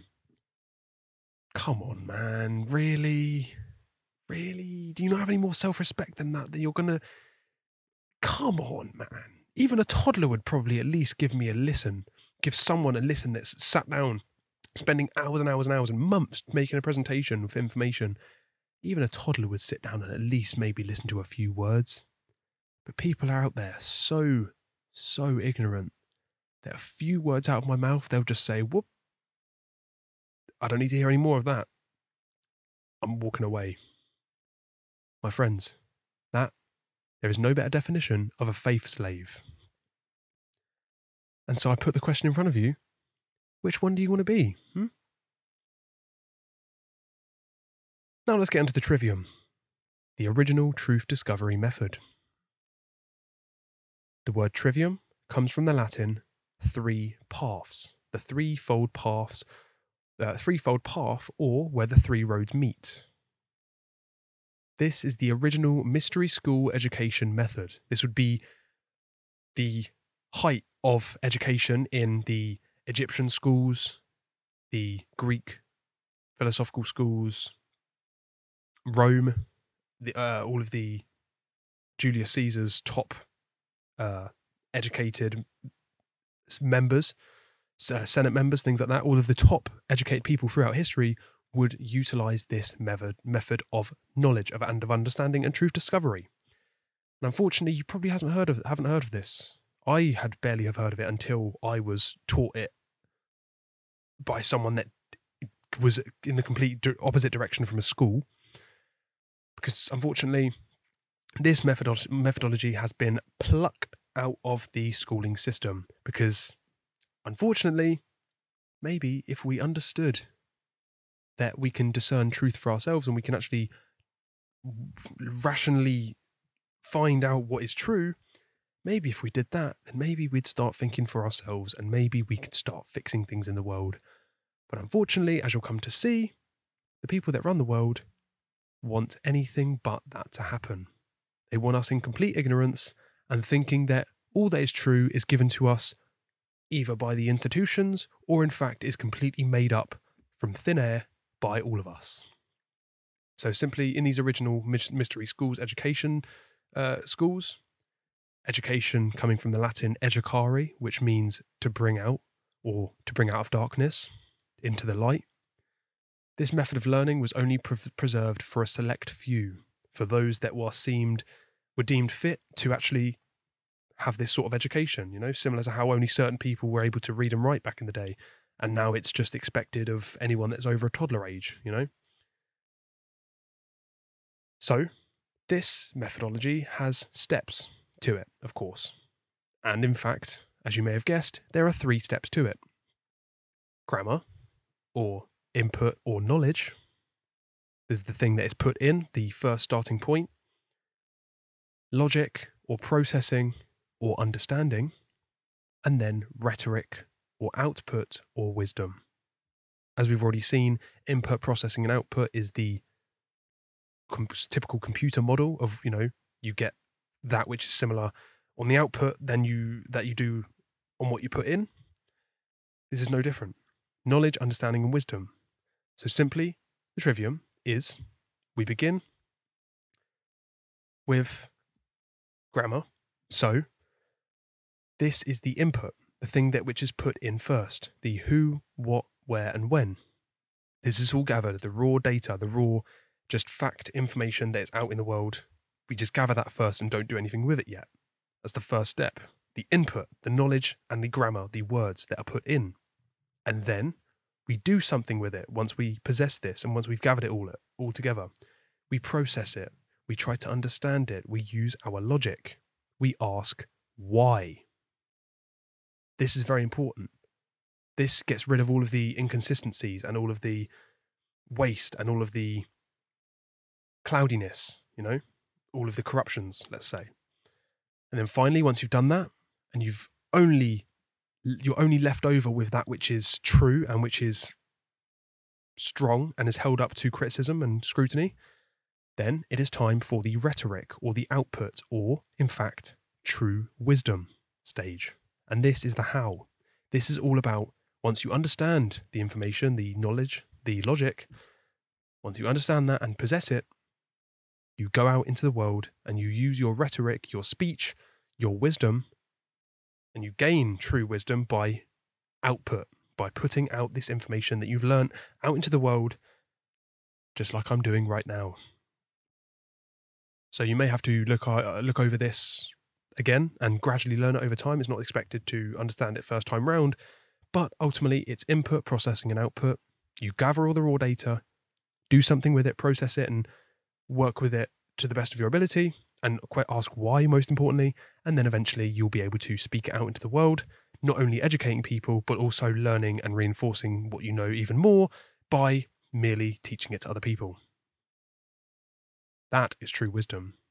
And realistically, when you can combine this with philosophy, which is simply the love of wisdom, and also you combine it with open-mindedness, the will and care to know, then we can gain the highest levels of knowledge, truth, and power.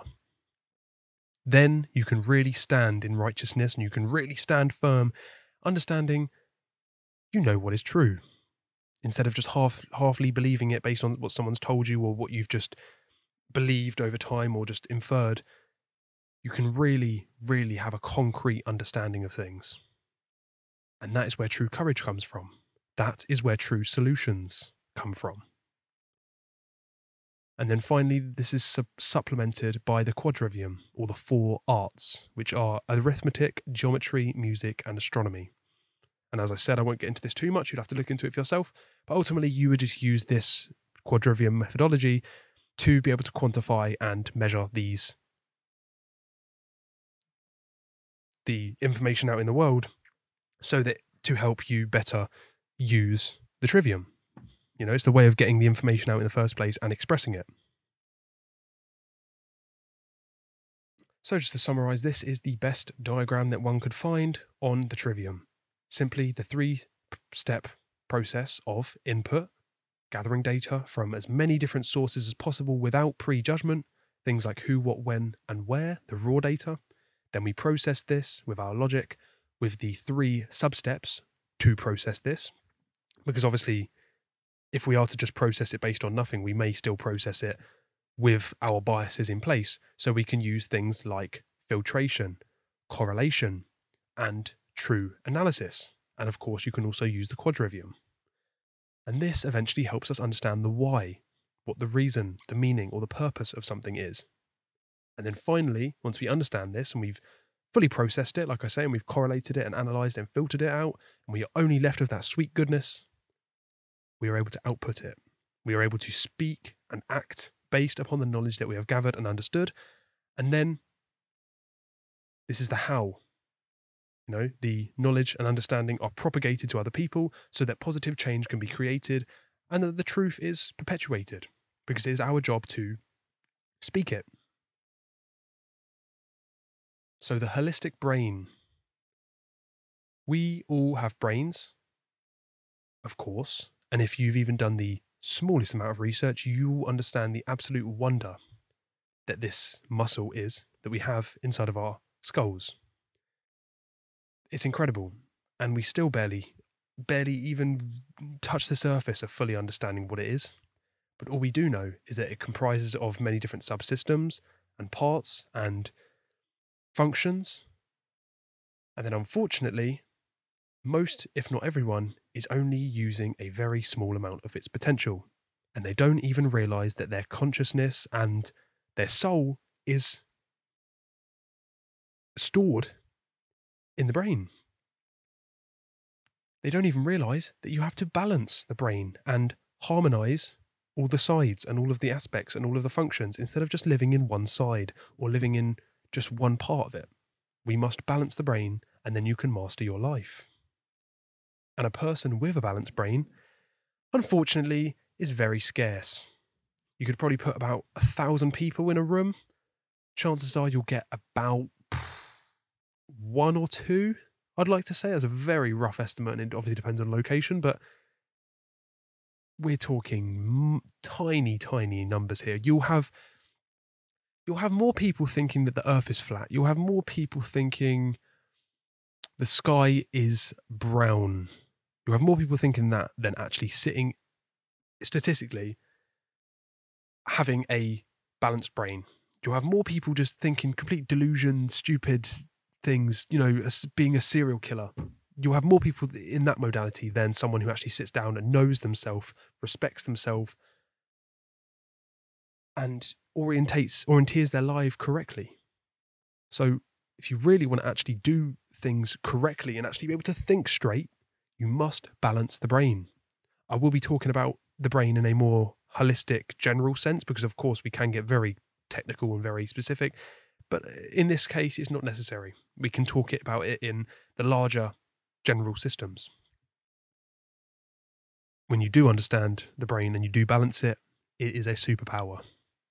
And you can gain true wisdom and eventually true right action via your understanding of the brain. And like I say, the specifics are important, of course. You can look into those for yourself. But first, we must understand that the brain can be understood in a holistic, a whole sense. It's a system with complexes, with hemispheres, and it is the center of our consciousness. It is the seat of the soul. And unfortunately, we can speculate why. Well, probably not even speculate. We can almost prove why. But it's become normal to become imbalanced in one form or another. This is because we're always in internal conflict and not in true intelligence in this world, unfortunately. Everyone's just rushing around conflicted with themselves and with other people. Everyone has their different belief system and ideology and religion, and they eat different things, and we're all so divided, and it's all, unfortunately, so stupid. And the way to cure this, other than knowledge and understanding and wisdom and all that good stuff, we must balance the brain, and we must realise division is never the answer. And only when we heal the divide, we can become whole. So, we have the left and right hemispheres of the brain. You may have come across this term before. It's simply the hemispheric brain. Simply, when very much oversimplifying the brain, but still it works, we can understand that there is the left hemisphere and the right hemisphere, both having their own different roles, but both equally important. And yet, most people either live incredibly dominantly even in either the left or the right. And this can be appealed to in politics, as we'll see. But ultimately, the left hemisphere, to begin with, is the centre for logic, scientific, and analytical thought. This also deals with the masculine concept, as there are, you'll come to see with the laws of nature, gender expresses in all. And get as offended as you like about that, but truth is there are male and female expressed in almost everything. This is no different. The sacred masculine, the yang aspect, is in the left hemisphere. The sacred masculine, the self-defense principle, as we'll come to see, or also represented by the upwards triangle known as the blade, because obviously it's a phallic symbol used throughout time, the upward pointing triangle. And when this is highly dominant, the R complex will rule our brain functions. We'll get onto what the R complex is, but ultimately it's the base consciousness aspect of us, the fight or flight, survival, egotistical, selfish aspect of our brain, the lowest form of consciousness that we can live in, will highly dominate our brain functions. So we will not be able to think clearly and have higher order thinking. Instead, we will simply be in a dominator mindset, thus stuck in base or beast consciousness. We become selfish and overly skeptical. We can become dominators of other people and try and control everyone and everything as much as possible, being very greedy and ritualistic. But in fact, we can center this, we can bring it to the center by meditation or by spiritual thought and shadow work and introspection. So simply meditation, mindfulness, that's focusing on the breath. Meditate simply means bring to a center, to bring to the middle. Spiritual thought, just thinking on a wider sense instead of only thinking in numbers and systems and, very scientific mathematical thought. Instead, you can actually sort of think of a wider picture and maybe start considering things like consciousness, but also just general shadow work, which we'll get onto in the solutions section at the end. And then finally, introspection, looking inwards and being honest with yourself. All of the different methods that we can heal our brain imbalances do depend on the person that is utilizing them, but ultimately, you can't go wrong with a little introspection. One of the first ever scientific methods used in psychology, introspection. Simply look inwards and be honest and just bring to the surface what is deep within and looking at the shadow. This, of course, when we're in a imbalance on the left side and the right side, will have a corresponding worldview schism. We'll be imbalanced in some form in how we view the world when we're imbalanced on one side of the brain. But the point remains that if we are either imbalanced on the left or the right, either way, we are very susceptible to mind control. And this is purposeful. This is very much played upon, as we'll see. But either way, as long as you're not working as an internal whole, you're not firing on all cylinders, as long as you're not doing that, you're mind controllable, you're manipulatable, and you're asleep, unfortunately. Metaphorically, of course. But simply when you're stuck in this modality of the left hemisphere, and this is highly dominant, you will see the world through the lens of all is random, it's all meaningless, it's one big accident. Everything just happened randomly, just particles smashing together and just doing random things, and everything's meaningless. It was all just coincidence and accident. Really? When people ask me, we'll get onto the topic of God shortly, but when people ask me normally, give me an example of evidence for God, and I'm like, I'm just baffled, because obviously it takes a certain level of understanding in the first place to see through this lens, but when someone is asking where is the evidence for God, I'm more and more becoming confused at how people can't simply just look around them at everything. Even if you close your eyes and just look inwards and just think for a moment, the fact that you're able to think at such high level and think such incredible thoughts and think for yourself and that you have free will. The question isn't where is the evidence for God? The question really is where isn't. Obviously, people that are this ignorant aren't going to use much logic anyway, but the fact that everything in the world exists in the way it does, both man-made and just in nature, there's such beauty and such order and such complexity to so many things that obviously randomness can explain some things and could arguably explain everything.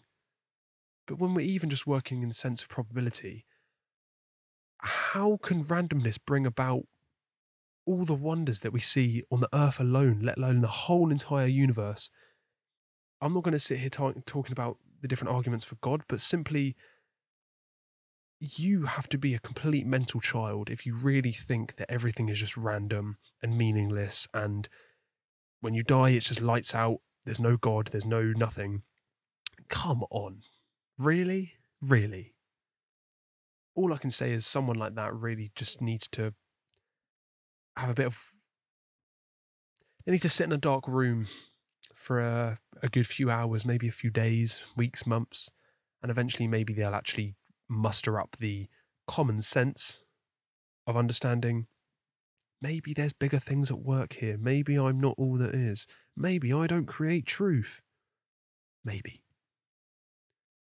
This, of course, results in things like atheism, the lovely belief that there's no God in anything. They want to think that they're so smart just because they say there's evil in the world, therefore God can't exist. Come on, man. Really? I'm not going to get caught up on this because it's for a future section and it may just reduce to virtual face palms, but come on, man. Really? Atheism, the belief that God doesn't exist. Nihilism, the belief that everything is meaningless and nothing's important and everything that has meaning is only given the meaning by us. Moral relativity, that we all decide what is right and wrong, that it doesn't actually exist in nature, that we all create good and bad, that we decide it randomly, and therefore, if we can give people rights, we can take them away.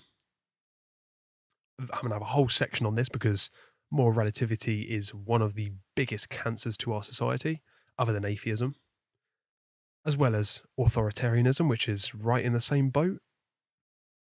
Science institution worship, in which everyone thinks that the mainstream scientific institutions are the complete arbiters of truth, that they make everything that is right, that if a study shows it, one single study shows that something is the way it is, can't question any of it, can't look into the funding or the dodgy methodologies used in that study, just believe the man in the white lab coat, don't even look into any of it, just believe that he said study shows this. That's all we need to do. It's just another religion. It's scientism. And these all result from left hemisphere imbalance. They also would disregard moral and spiritual law, thinking that it's all meaningless or non-existent, that all it exists is just randomness and, science, quote unquote. They only live for the earthly pleasures, only live to survive, and only live as a victim of random universal forces. There's nothing higher being reflected here. There's no other dimensions or other planes of existence. That all that we see is all that exists. And that all is important is just to simply survive. It's just survival of the fittest, don't you know? Just step on everyone as much as possible, as long as you gain from it. And as long as you feel happy and feel pleasure, that 5 minutes, no matter who it harms, it's good. And finally, they are overly skeptical.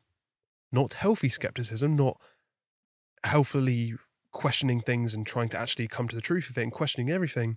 They are just overly skeptical, where as soon as something gets presented to them, no matter what it is, no matter how truthful, they will immediately just say, that can't be true. Or they just go into every little minute detail and completely try and debunk all of it, instead of actually taking a neutral standpoint and actually trying to, use things like the trivium. Instead, they're overly skeptical.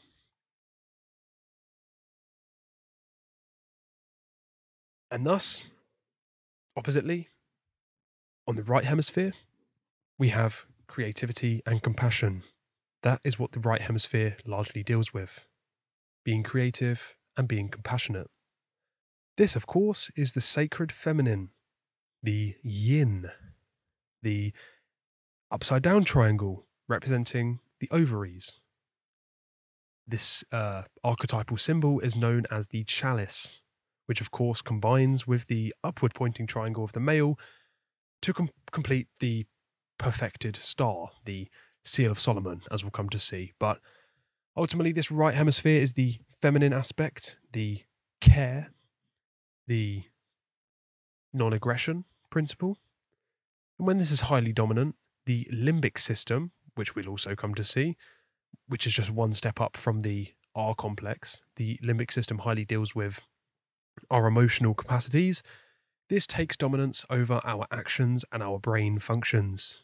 Therefore, everything that we do is ruled by our emotions. of course, it's an imbalance. This person will become overly sensitive and ruled by their emotions. They'll be overly submissive instead of becoming a dominator. They instead will be the person who submits to this domination. And they'll be overly naive, just believing everything that there's told to them. And they'll be completely gullible. So the opposite spectrum of believing nothing, instead they'll believe everything. And this you can bring this to the center as a whole by using deep concentration, deeply concentrating at things, and introspection. Because of course we want to bring our focus to the center. Concentration is a very good example of what is known as green language, in which hidden concepts can be portrayed in the etymological roots of the words. So in fact, when we break down the word concentration, if you pronounce it in different ways and understand that there are different parts of the word in different languages in their roots, concentration comes from the Latin con, C-O-N, meaning together. And then we have center, con center, together at the center, at I on. So simply, concentration is to bring our mind to the center, bring everything together to the center at the place where the I is on. And this I on, other than being a scientific ion, a positively charged particle, it's the internal one or third I on. And our job in life, ultimately, and the role of enlightenment is to turn this eye on. This is the third eye, the true one, spiritual seat of the soul, I. So it's just, I'm just putting it out there just because it's funny how words can typically portray things like this. People say these words all throughout their lives and they never have any idea that there's actually double meanings to it, Just thought. But of course, this also has a corresponding worldview schism. And this is the flip side of the left hemisphere. This is the belief that everything is predetermined. You'll see this in the overly religious folk of everything is just destined by God. It's all God's hand. We don't have any choice in what happens. It's all just God's will. In a very nuanced way, I would agree that everything happening is God's will. But that concept needs great unpacking. So we'll get onto that later. But ultimately, you can't gain anything good if all that you believe is that we cannot change anything, that everything we do is just meaningless. It's all predetermined since the moment we're born. Everything up to the point of when we die is completely determined and written in stone. There's nothing we can do to change it. Where's the power in that? We, of course, have free will. People still now are debating the existence of free will. And unfortunately, too many people believe that we don't even have it, that it's all an illusion. Obviously, it's fun to, and it's beneficial to argue things like this and just have, a friendly debate. But really, once again, all I can say is really, just have to look you eye to eye and just say, really, you really believe that we don't have free will? That if you right now think to, wiggle your toes or put your hand in the air, you're telling me that was destined by God. It's all written in stone. It's all just an illusion. I just think that I can move my hands around and start speaking my own words. It's all an illusion. It was all predetermined. Everything that I'm saying right now was already written in stone from the moment I was born. I don't have any free will. I mean, come on. Even a child wouldn't believe this, because at least even a child would come up to you and say, I can move my hands, I can run around and jump up in the air. Even a child understands this, but people are still trying to tell me that there's no such thing as free will. Come on, people. Other than this, dogmatic faith and just becoming a complete faith slave, just overly accepting, staying in your belief system to a complete dogmatic standard. It's there, just my belief system, not accepting or questioning anything else, not looking into anything else, just me, my book, and what my priest says. That's all I need to know. And then sprinkle that with a little bit of me not even having any say in what I do anyway. You've got a lovely right hemispheric imbalanced person, you know? And this eventually will result in them being self-loathing, where they just completely hate themselves and think that they're not worthy of anything. And then they'll ultimately be a good order follower, just saying yes, sir, to whatever order's given to them, no matter how harmful and how stupid the order is. They'll follow it because, of course, the victim abuse cycle perpetuates the victim abuser cycle, where there are dominators and the dominated, where they're simply the masters and slaves. This is perpetuated by those who are living in either the left or right hemisphere imbalance. And of course, in the right hemisphere, they're a lovely, willing order follower. Yes, sir, I'll do exactly what you tell me, no matter how immoral. There's money at the end of the day. That's all that matters. I'm feeding my family. I'll just follow your orders. I just won't think for myself. I don't have free will anyway. It's all predetermined.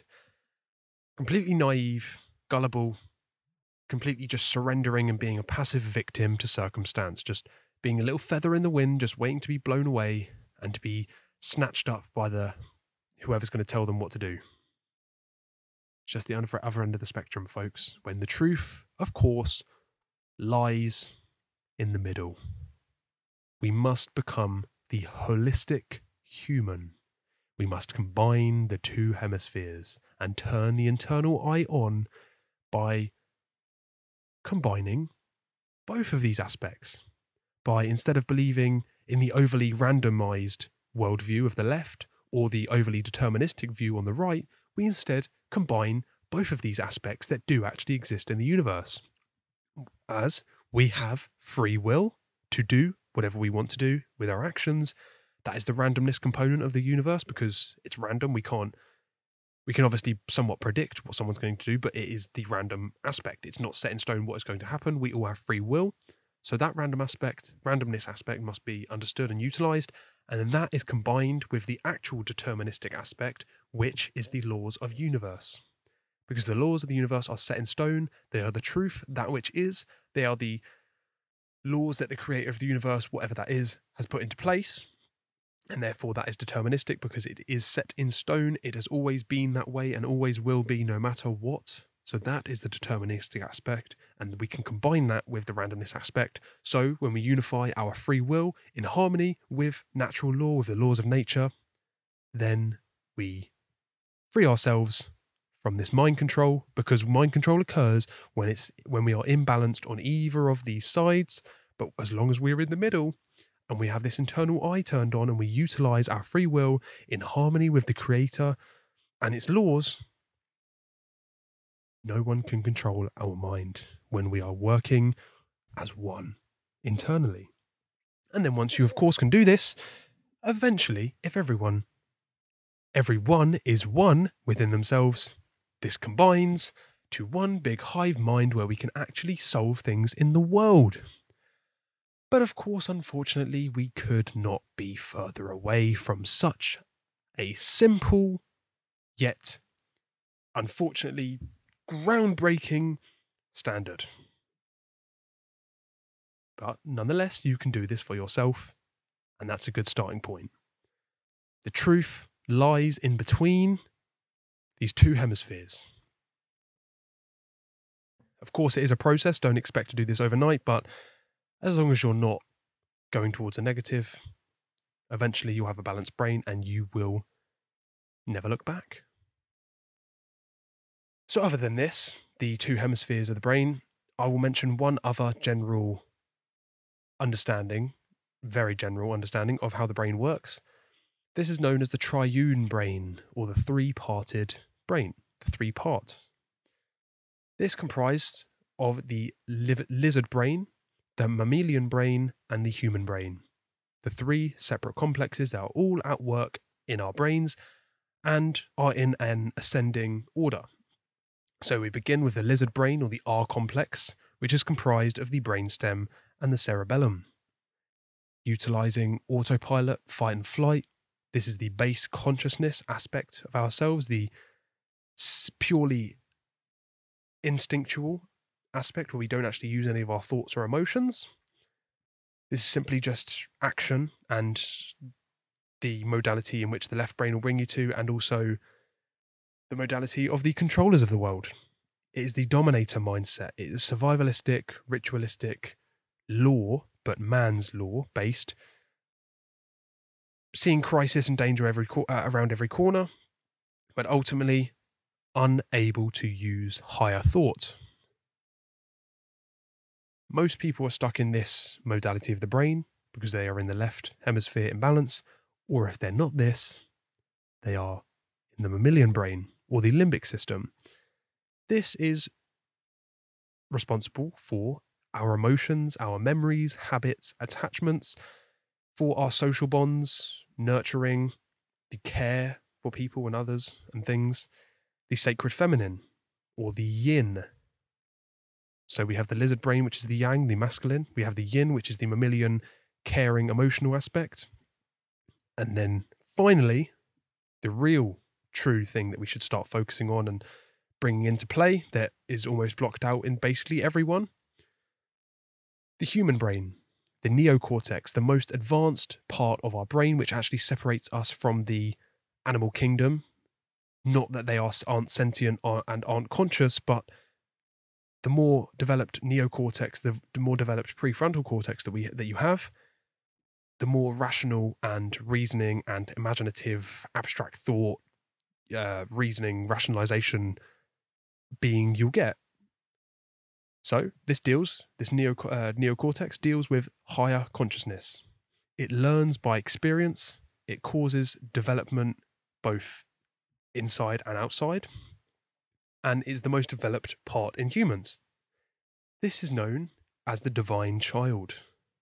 It's why in the Matrix allegories, the main character is called Neo, because you flip the letters around and you have one. But Neo also can mean now. You know, you have neoliberals and neo-feminism, things like that, now and one. But obviously, this is for the good sense. And this is the divine child because we have the brainstem at the bottom, the lizard brain, which is the father, metaphorically, the oldest part of our brain, hence the lizard, it's the mammalian. Then we have the mammal because it's second in development, the mother, the caring mother aspect. And then when those come together and we have the final form, the third aspect, which is the number 3 is a very impactful number.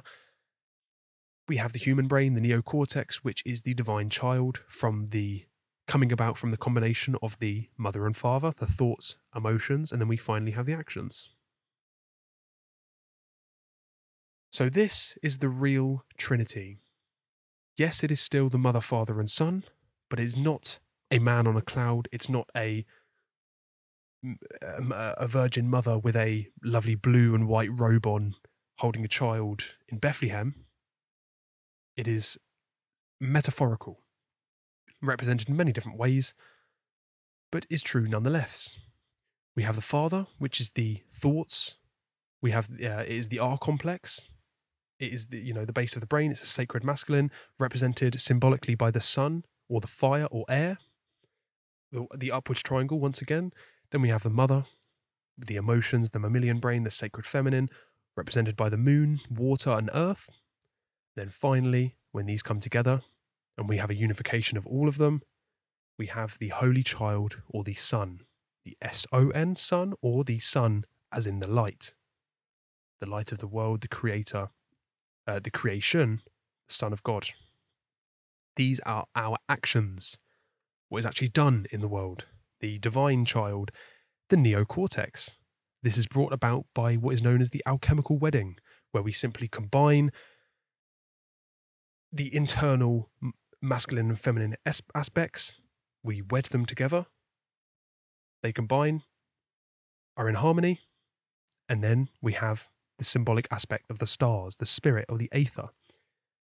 This is where true care and right action is born, and it's why we have the symbol of Jesus in Christianity. Once again, get as offended as you like about that point. Doesn't matter if Jesus existed as a man or not, because the point only remains in importance in what it is represented as. So this is the real Trinity. Thoughts, emotions, actions. sun, moon, and stars, our complex mammalian brain and neocortex. It's all we need to understand. It's the three parts of our consciousness, the two parts of our brain, the three complexes. They all must be brought together to become one, the neo, the one. Then we are able to orienteer our lives for good and become this Christ-like figure in which we can actually help others and even perform miracles eventually, or what seem to be miracles to us now. Mind control. It's all a psyop. We are all mind controlled in some form, unfortunately. That's just the way that the world has been laid out for us. And unfortunately, it's working beautifully since almost the beginning of humanity. And there is a reason for that, but that's for another presentation. But ultimately, there are three major techniques to mind control. Make people falsely believe that they are free when they are actually enslaved. Ensure that people think freedom and morality is subjective, that it's fictional, it's unimportant, or that they aren't worthy, or in fact they must earn it. And finally, direct coercion and violence, in which you directly are forceful and violent upon someone in order to remove and restrict their freedoms. Once this is built the foundation of mind control, where someone is under the belief that they are free and that they don't resist and that someone else is controlling them, whether they know it or not, and to the degree that they know it, this is actually continued and perpetuated by the subconscious.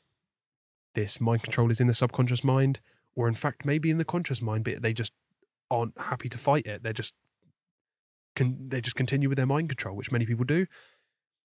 We are unaware and deny its existence. We believe our opinions are ours when actually they've been maliciously implanted through different ways, but mainly through repetition and gaslighting, things like that, all the different methods of manipulation.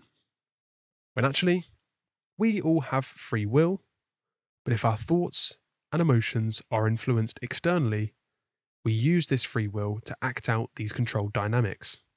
In other words, if someone controls your thoughts and emotions, your actions are going to follow there, and either way, you don't have any control over what you've actually output. You may think that you do, you may think that you're free, and that your beliefs are your own, when actually it's been implanted all so that you act out the will of the dominator and the manipulator. This eventually, once done on the individual level, grows out to a larger scale, eventually to almost all of society, as it has. And then people will defend their belief systems basically to the death. When actually these belief systems that they own, not only do they not know that they aren't theirs, but unfortunately they are Trojan horses, where inside these nicely wrapped up belief systems of these PC opinions, and they're asked to actually logically defend these opinions, it's just a matter of time before these soldiers burst out of that Trojan horse and start going to work on your mind and start beating you down, more beaten down than you already are. And therefore, if you ask someone with one of these mind control beliefs to actually logically defend their opinions, they're standing there scratching their head, and they're either stumbled, confused and unsure, or they may actually,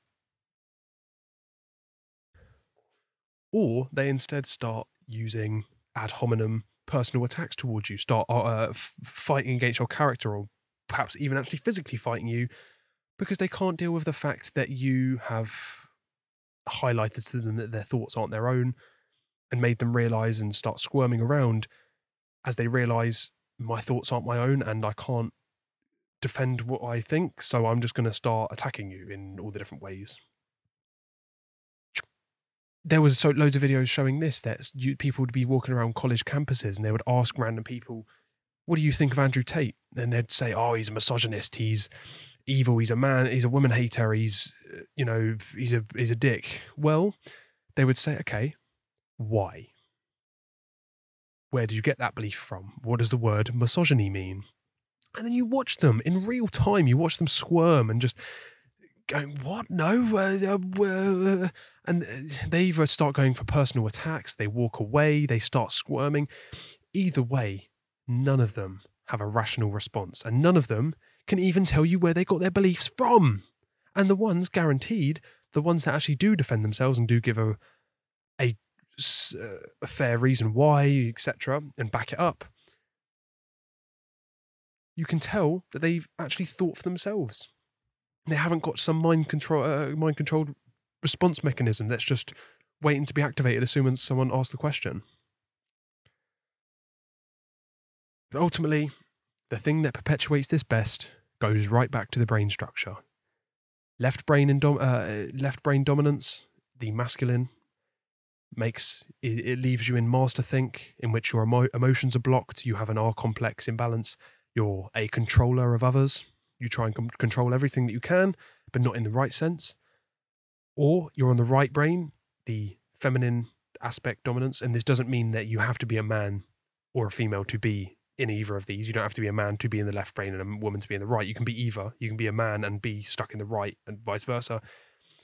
But if you're stuck in this right brain dominance, you're going to be an order follower. You're going to conform, be naive, overly. Be in this mammalian brain where everything's ruled by emotions. You're completely passive and naive. This perpetuates it perfectly because, like I say, all that matters is that you're in one of these imbalances. It doesn't matter which, when, who, what, when, where, why. All that matters is that you are, because as long as you're not thinking for yourself, you're a perfect little mind-controlled slave. And perpetually, this master-slave dynamic runs out throughout society, both in the people and the rulers, quote-unquote rulers of the world. So your thoughts, emotions, and actions and beliefs are all being manipulated, and you must acknowledge and face these to avoid assisting in the agenda of another. And almost always those that are trying to manipulate you, let's be real, if they were doing anything good, they wouldn't have to manipulate you. They would simply just put the information out for you, understanding that it's the truth and it's your karma whether you're going to accept it or not. And to prove that, what am I doing here right now? I'm not sitting here trying to give you all little manipulative techniques and trying to gaslight you, and I'm not exactly got your hands behind your back saying you must believe this, or I'm going to put you in a cage if you don't believe me. I'm doing none of that. All I'm doing is putting the information on a couple slides, putting some nice colours on there so that you don't immediately turn away, and just putting the information out there to you with my speech as it is, because I let the information speak for what it is, speak for itself. I don't need to manipulate you because it's not a lie. If I was lying and trying to deceive and trying to benefit from you and trying to maximally benefit financially perhaps from you, I would have to manipulate, I would have to coerce and, try and control you in some form. I don't need to do that. Quite the opposite. And that's the beauty of this. You can see on its face where the spirit of the message comes, because I am using zero mind control and manipulation tactics. Hey, maybe if an actual change in the world needs to happen, maybe I need to start employing some mind control techniques. How about that? But maybe my conscience just doesn't allow me to mind control people. Maybe I just want to put the true information about what's going on out to the people. My job is done karmically, and it's your job whether you're going to accept it or not. Not believe it, not have faith in it. Accept it, because it exists as truth. Okay? So, see that for yourself. But ultimately, the individual is targeted with these mind control techniques, and this, of course, gains momentum and then ultimately reflects and accumulates within the whole of society, because as above, so below, as we'll see, the smaller aspects then, of course, reflect on the greater aspects. The individual reflects in the all of society and humanity. And there are many, many, many mind control methods that exist, and I'll talk about these on my podcast another time. And they have worked beautifully for centuries, and they still do, unfortunately. Things like divide and conquer, using trauma to try and manipulate people and to try and make people hate themselves, making people appeal to the fear of chaos, and then want to actually be controlled for all of their lives. Some of these I'll get onto, and in fact, the fear of chaos I will further on, but ultimately, until people actually are conscious of these mind control techniques, they're going to keep working. It's the reason why, since the times of, even in the Bible, when people were walking around with togas, divide and conquer still worked beautifully then. They still had the whole concept of give people bread and circuses and they'll never revolt. Things like that, they've always been around because people have been so stupid throughout time. Still now, where they don't understand, it's a piece of cake to manipulate the whole of society because the techniques haven't had to change. All it takes is our consciousness, awareness of the techniques, and they don't work anymore. But unfortunately, people don't even realise that we're all being divided purposely. Because as long as we're fighting each other, we are not fighting the real enemy, the real threat. And maybe if we realise that we're being mind controlled, maybe we'll resist conformity, and maybe we'll resist obedience. And then we can change the world. But first, you must free your mind.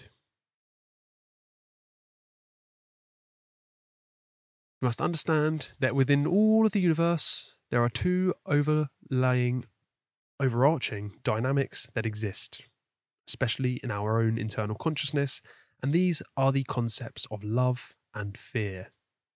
They are the most powerful dynamics that exist, that help us create.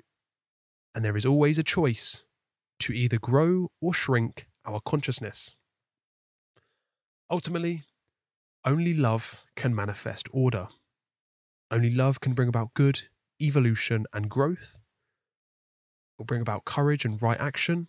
They are born from love, true love, cosmic, agape love, as we'll see. Not just love for things and people or family, but love for the creator, for creation, for the laws of creation, and simply love of doing what is good and loving everything in the universe. That is true love.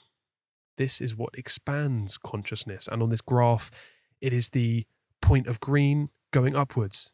As soon as you're in that green area, everything moving up from there is a manifestation and aspect of love, and it only gets bigger and bigger and bigger and expands our consciousness until we finally eventually get past all the flow states, constantly improving, and suffering is nowhere to be seen. Whereas living in fear, that can only cause chaos.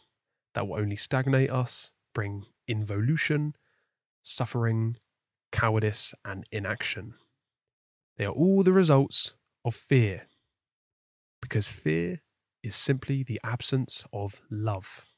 And as soon as we get rid of this love force, we move down this diagram to more and more contracted consciousness, squeezing ourselves, living in grief, apathy, guilt, shame, and ultimately chaos.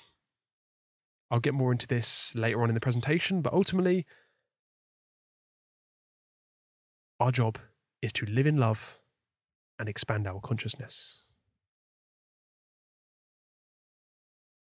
You must take responsibility if you want to be a true master of your own life. And our responsibility is simply our ability to respond. We must take responsibility for our lives so that we can direct our actions and eventually unlock our manifestation. Because as soon as we take responsibility and own up for our own actions and thoughts and emotions, only then, once we've taken responsibility, only then can we manifest things, because we will not be acting out the will of the manipulators and the mind controllers anymore. As soon as we take responsibility for ourselves and actually try to grow and actually try to balance our brain, once we do that, we can manifest greatly and flourish. So to truly grow, heal, and cause change, we must be responsible for our actions, our thoughts, our words, past, present, and future, because you bring about the consequences, no one else. And excuses are not justification. You always have free will to choose right over wrong, regardless of how much you believe that your responsibility is being shifted. And this is because we cannot really ever hand over our rights. We can never shift responsibility to anyone, no matter what. No matter who it is, when, where, why, how, whatever. We are always responsible for our own actions. We must look at ourselves truly and admit when we were wrong. That is the most powerful thing we can do, is say, I was wrong. Because that there is the first point in which we can grow. Imagine saying, I was wrong. Imagine that as a seed. We say that, and as soon as it's been said, that is the water sprinkling over the seed. The plant can only grow from that point. We must admit where we were wrong and move on. Instead of making constant excuses and justification and giving away responsibility and doing everything but admitting, I was wrong. Okay, I'm not the best. All I'm going to do is admit it, move on, and become better. That is true evolution, that is true growth, and it is our duty.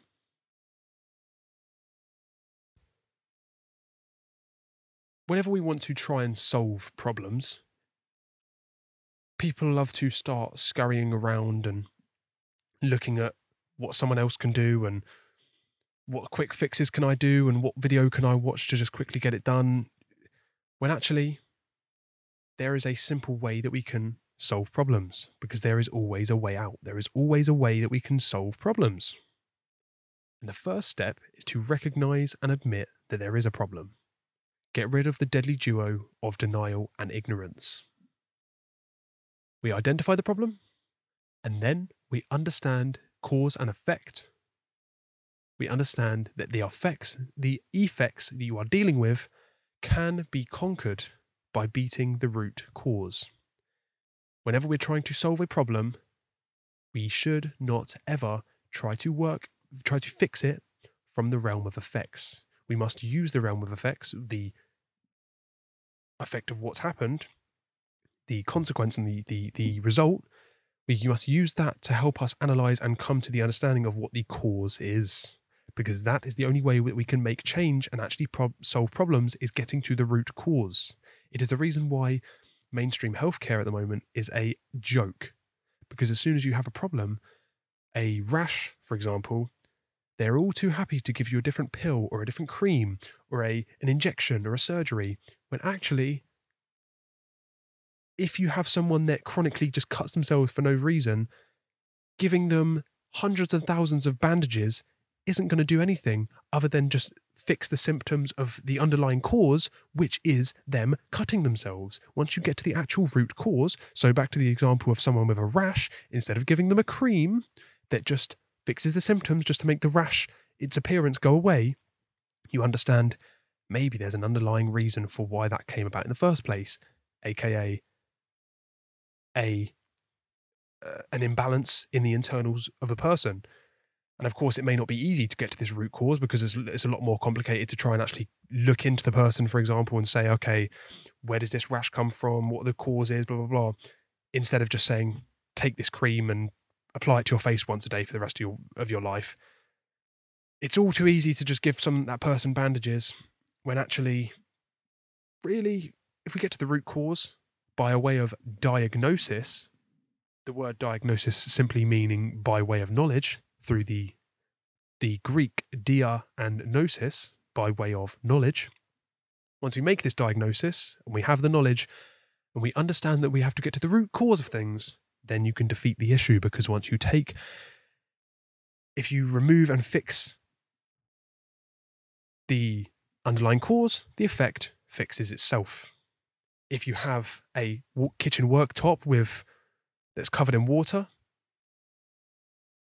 instead of looking on the floor where all the water has ran down to and all dripped down to, instead of getting a piece of kitchen roll and trying to wipe it up all over the floor, and the water's going to continuously keep dripping to the floor, instead you can realise, maybe if I get that piece of kitchen roll and wipe the countertop in the first place, the water source, the cause, maybe if I fix that, then the effect won't keep happening. There won't be constantly more water running onto the floor from the countertop once we've fixed the cause.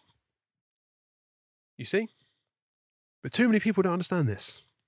And then finally, the third stage is gather the correct understanding and knowledge of the cause, and then act in accordance with what will fix the causal factors of this manifested effect. In other words, understand the cause, understand the effect.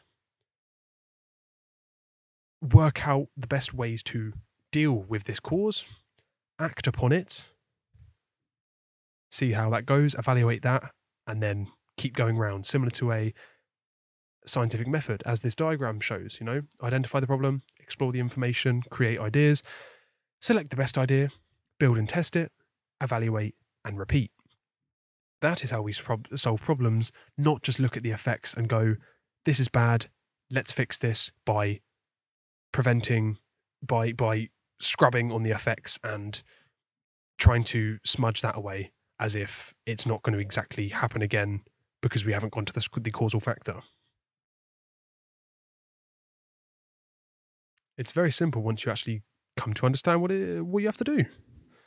But maybe then change would actually occur if we actually realised how to solve problems. Just saying.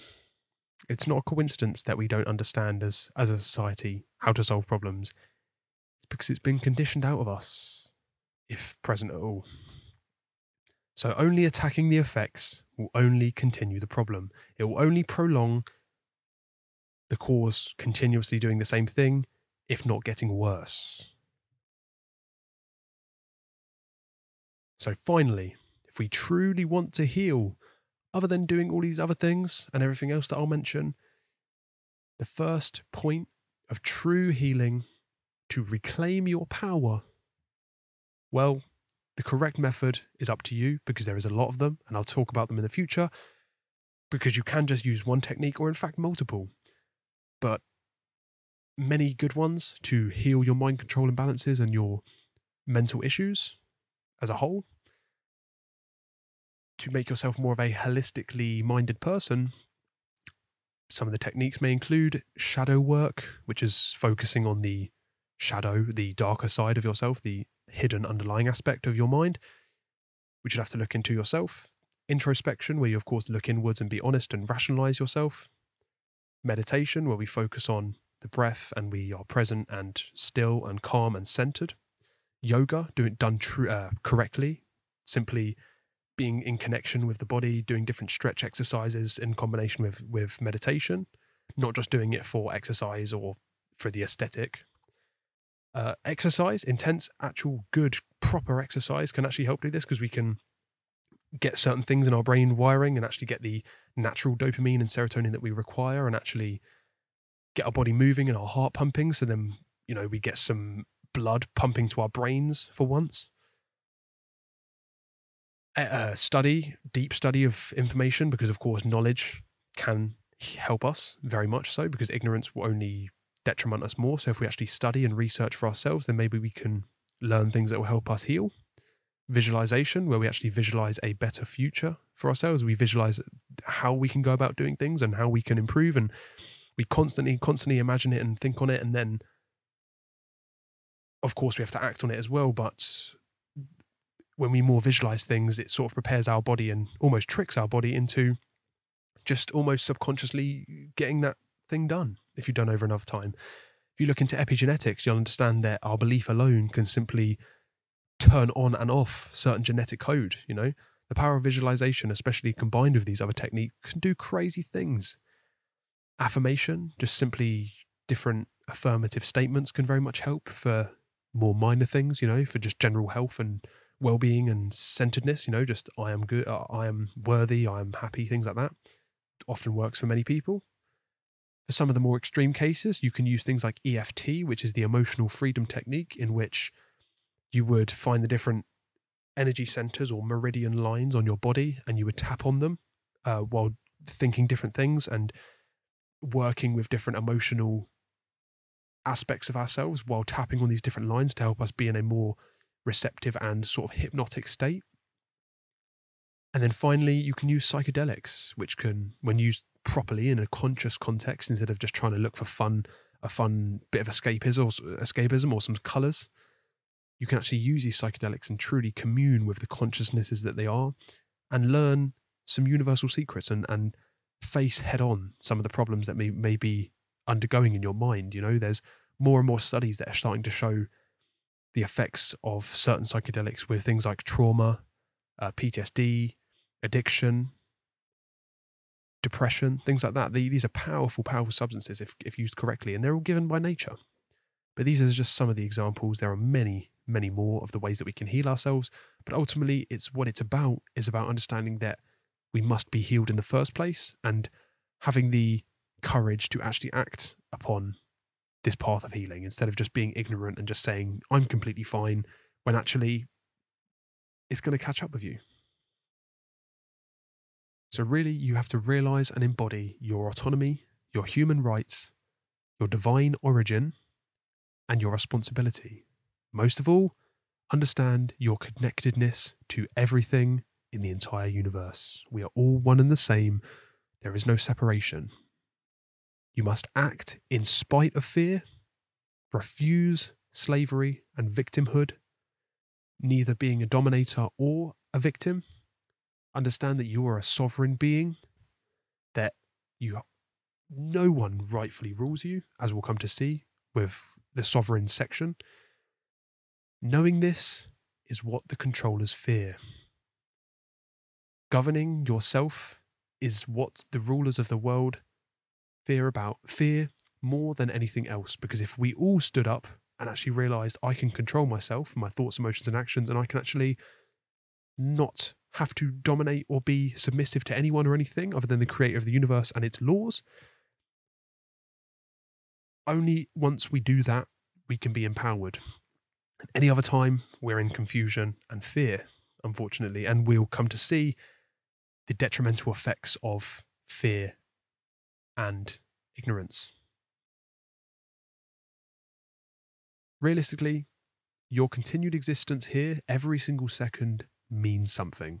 Whether you want to see meaning in anything or not, you're not here to feel bad. You're not here to suffer and here to struggle. Sure, we are struggling is somewhat inherent and suffering is almost guaranteed in everyone's life, but even then, it's just another method of us to learn. We're not here to just perpetually feel bad and perpetually suffer and just have problem after problem. We're here to learn and grow and actually create a life for ourselves, which it's up to us whether that's going to be good or bad, or if we're going to be in freedom or slavery, or love or fear. So finally, just to recap, if you really want to begin this path, the path of initiation, of knowing truly what's going on in the world and being here now and actually orienteering your life in the most wise way possible, you must begin the initiation, which is simply beginning, in which you stop lying, especially to yourself, you stop dreaming, you get out of the modality of cognitive dissonance, you learn how to think, especially using the trivium and quadrivium, and you live in the present moment. Then finally, to help you use all of these things and so that you can orientate your life correctly, thinking straight, activate the physical body, both through proper diet and exercise. That is all initiation is. No woo-woo mystical concepts, no spanking, no pentagrams, no candles, no sage. Simply self-honesty, self-respect, knowledge, and courage. So, folks, ultimately, this information is the secret of secrets. This basically means it is the most hidden information that is out there. It is the information which has been reserved for only a very small select few, those who have been initiated or have been groomed into certain ranks of certain secret societies, occult orders, think tanks, and then just other organizations. This is the information which is highly hidden, because if everyone actually understood, then the world would be a different place, and people would actually take responsibility for their own actions and be able to actually do whatever they want in the world without being ultimately under the condition of, as we'll find out, slavery. So this is the secret of secrets, and those in power, the real elites of the world, fear the day that you figure out these secrets. And if these no longer become secrets, they become de-occulted, the world would completely change, and quite honestly, it could change overnight if that was the case. So why is it hidden? It's hidden because ultimately it's the information which gives us the most power. It helps us realize that we are incredibly powerful beyond comprehension. We aren't just little ants just walking around just trying to earn a wage, make our way, pay our taxes, have a small family, do tiny meaningless, entertaining little things, and then get put into the grave and ultimately perpetuate the cycle of meaninglessness and averageness and just being ordinary. This you have no power, you have no real impact and ultimately intelligence unless you figure out these secrets and you understand this hidden knowledge. That's why it's hidden, because if we realized it, we would be able to actually empower ourselves, help our fellow man, and understand what's truly going on. There would be no confusion, there would be no fear, there would only be power, there would be love, there would be freedom. All of this information allows us to understand these dynamics and bring them about in the world. So learning these secrets ultimately will make you unstoppable. And if we lived in a world where this was common sense, we would not even be able to comprehend the feats of greatness that we could achieve through technology and the ways we could harness our energy and even being able to go to other planets, things like that. We can only do that once we awaken ourselves and free our minds and understand this information. So this information has been deeply hidden from us to prevent society from being informed and empowered. It's that information which the real world controllers, they understand this. They understand it very well alongside the human psychology, how to manipulate people. And ultimately, the best manipulation tactic is hiding this information, because once they do their best to keep it hidden, they have an advantage because it's not a level playing field. The truth is simple and elegant, yet people, unfortunately, are all too happy to become divided and confused amongst each other. And for as long as people are divided and confused and fighting each other, they will not be fighting for the real, true cause. So ultimately, understanding natural law, truly understanding this information and these secrets that have been hidden, will allow easy evaluation of the world situation. They'll allow us to understand that there is a realm of effects that we see that has manifested, that which is, and there's also the realm of causation. This in which we have to focus on to be able to actually bring about solutions and fix things. We'll be able to differentiate the true and the artificial. Understanding natural law will allow this. We can easily evaluate the world without getting caught up, without being ruled by our emotions, and we'll be able to actually figure out solutions and work together. Especially in relation to the human condition which we have, which has been built up and worsened over a great amount of time.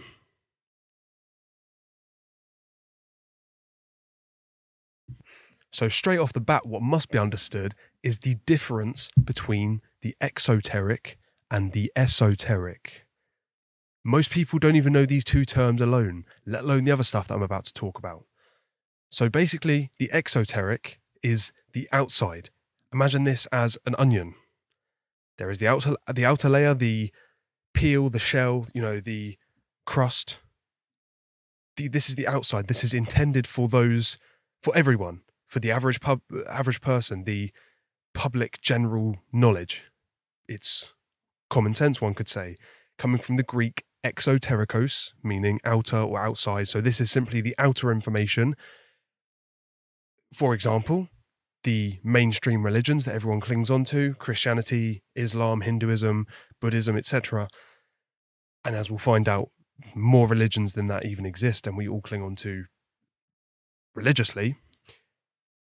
These are the outside things that have been reserved for the masses that don't actually put any work in to find out what's truly going on with them.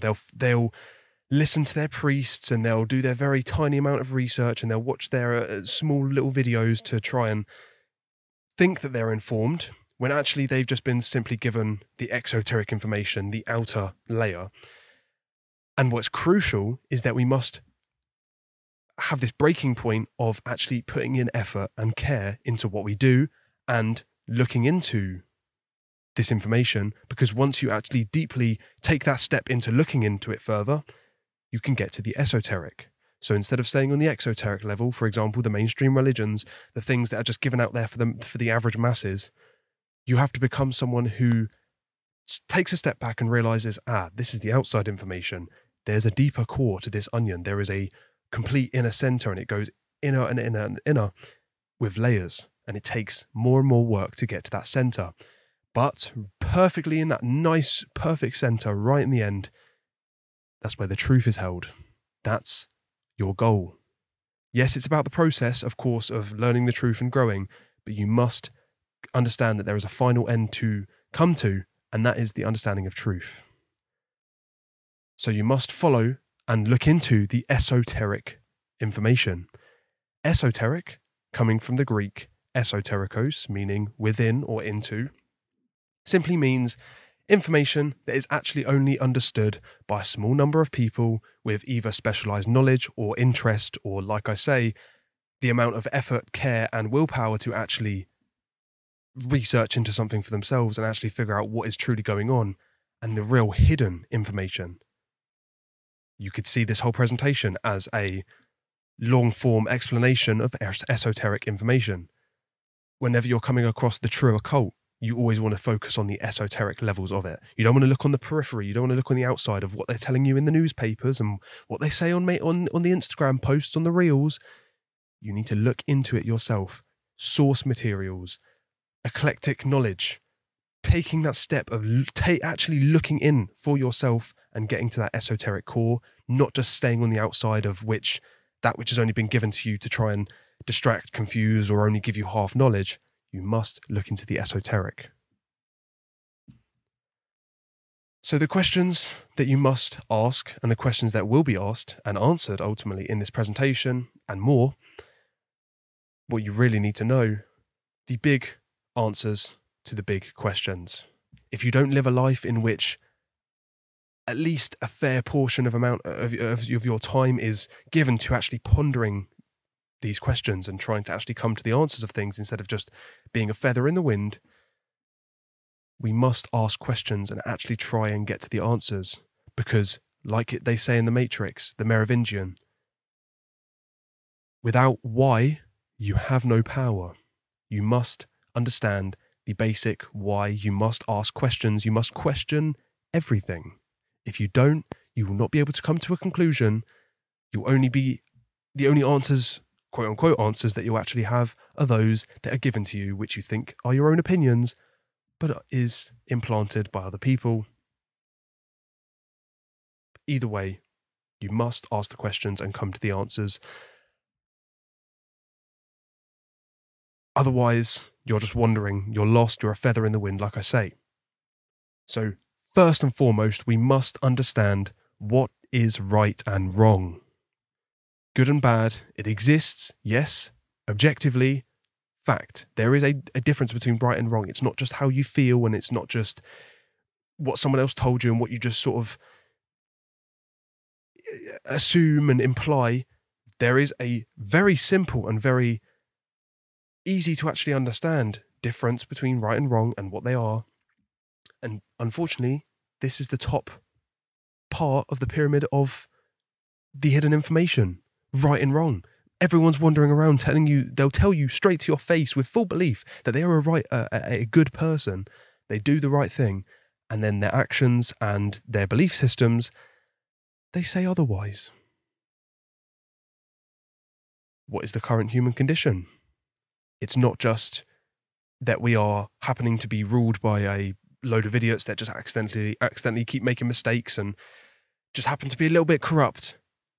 There is a complete understanding that we can get of what the current human condition is. It can be summarized down to one simple word, ultimately.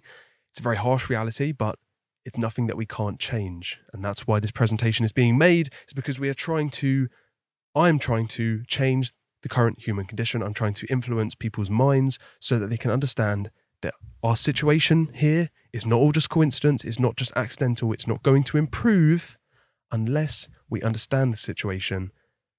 We ask why, we understand right and wrong, we understand all of these other questions, and we realize that there is hidden knowledge we must understand. And then once we apply it and everyone understands it as it's common sense, as it should be, the power, the problems in the world will dissolve away once we actually awaken our consciousness. It's a humongous task to do, but I'll try my best, and you should do the same, hopefully. So, how can we solve the biggest problems in the world? World hunger, ultimately world peace, all the crime, so-called crime, all the financial problems, etc.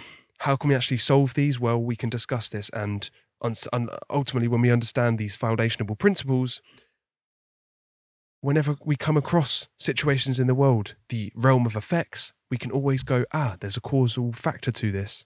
Let's face it. Then we come to the solution. That's what we need to do instead of just trying to throw money at different things and trying to throw police at trying to do different things. You cannot solve a problem with the same level of consciousness that created it. Okay? Am I truly free?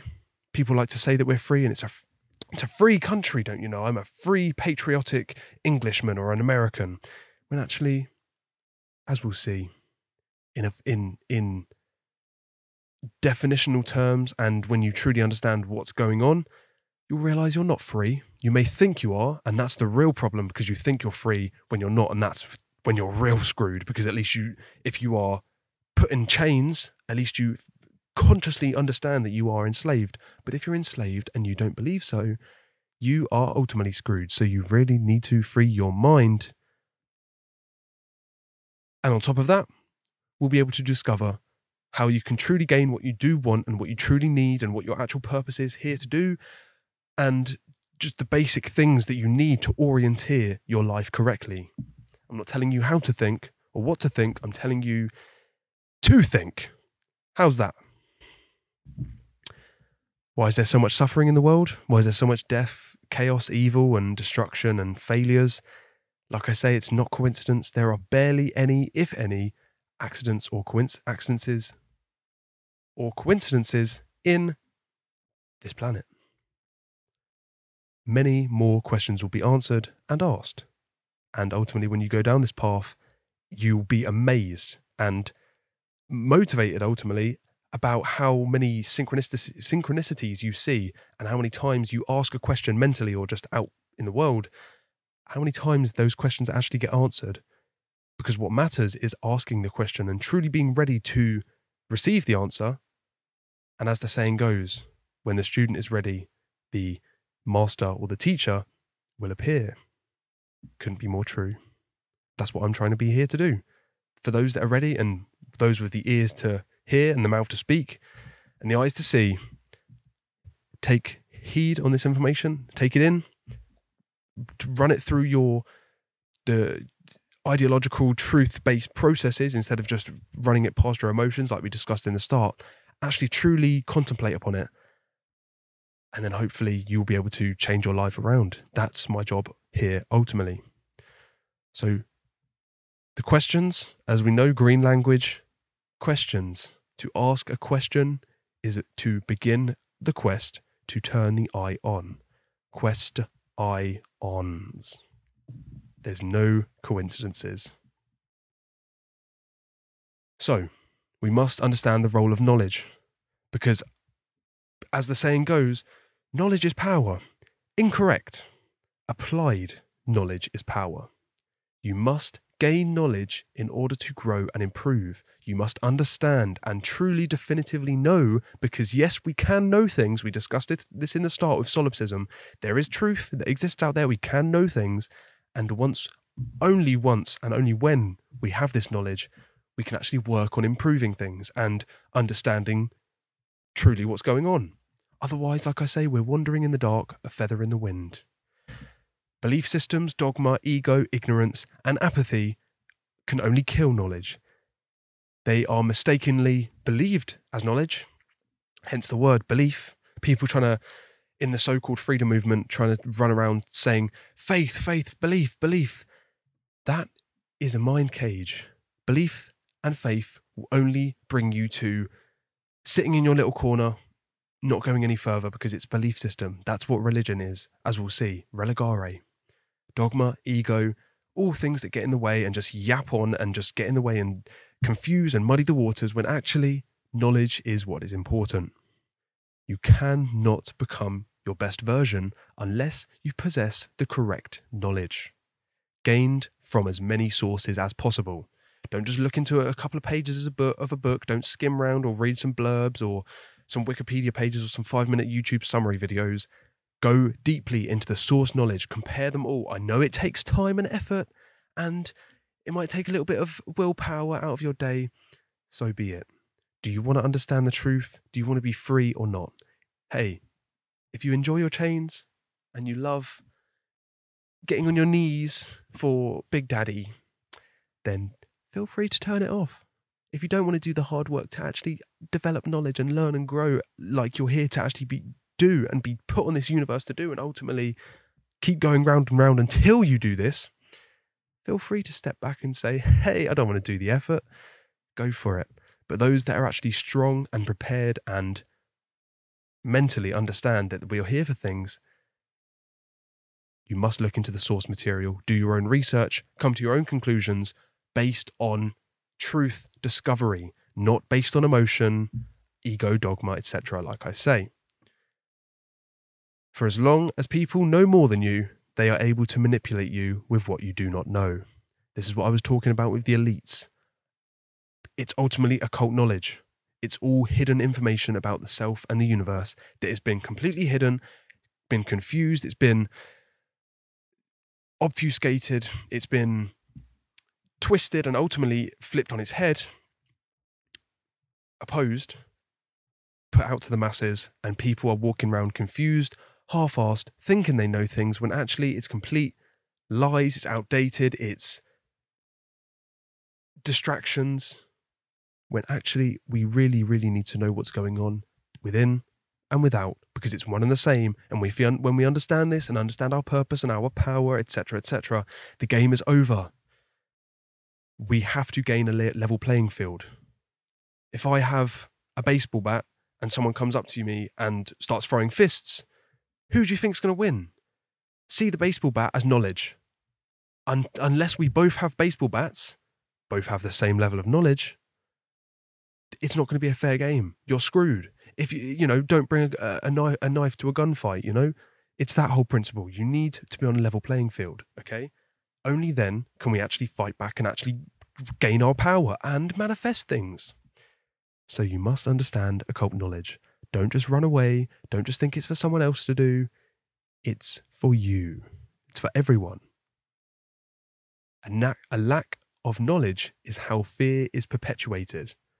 Because if we don't know, we cannot say no. Cannot say no to slavery, cannot say no to tyranny, unless we truly know what's going on. So we must understand the difference between reality and what we perceive. We are a small c creator within capital C creation that was made with a capital C creator. Perception and truth are not the same. The truth is not wavering, it is a straight line. Just imagine a simple straight line going across horizontally, never ending, straight, that which is, never wavers, never changes, never differs. Perception is a waveline frequency going up and down, up and down, up and down, occasionally meeting that point in the middle of truth, occasionally, but obviously it's wavering. They are not the same. They are two different things.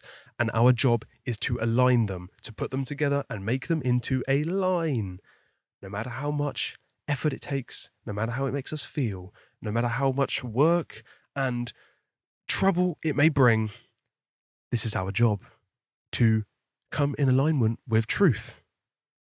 Because ultimately, as you'll come to see, the creator of the universe has many names and is many things, but ultimately the creator is truth.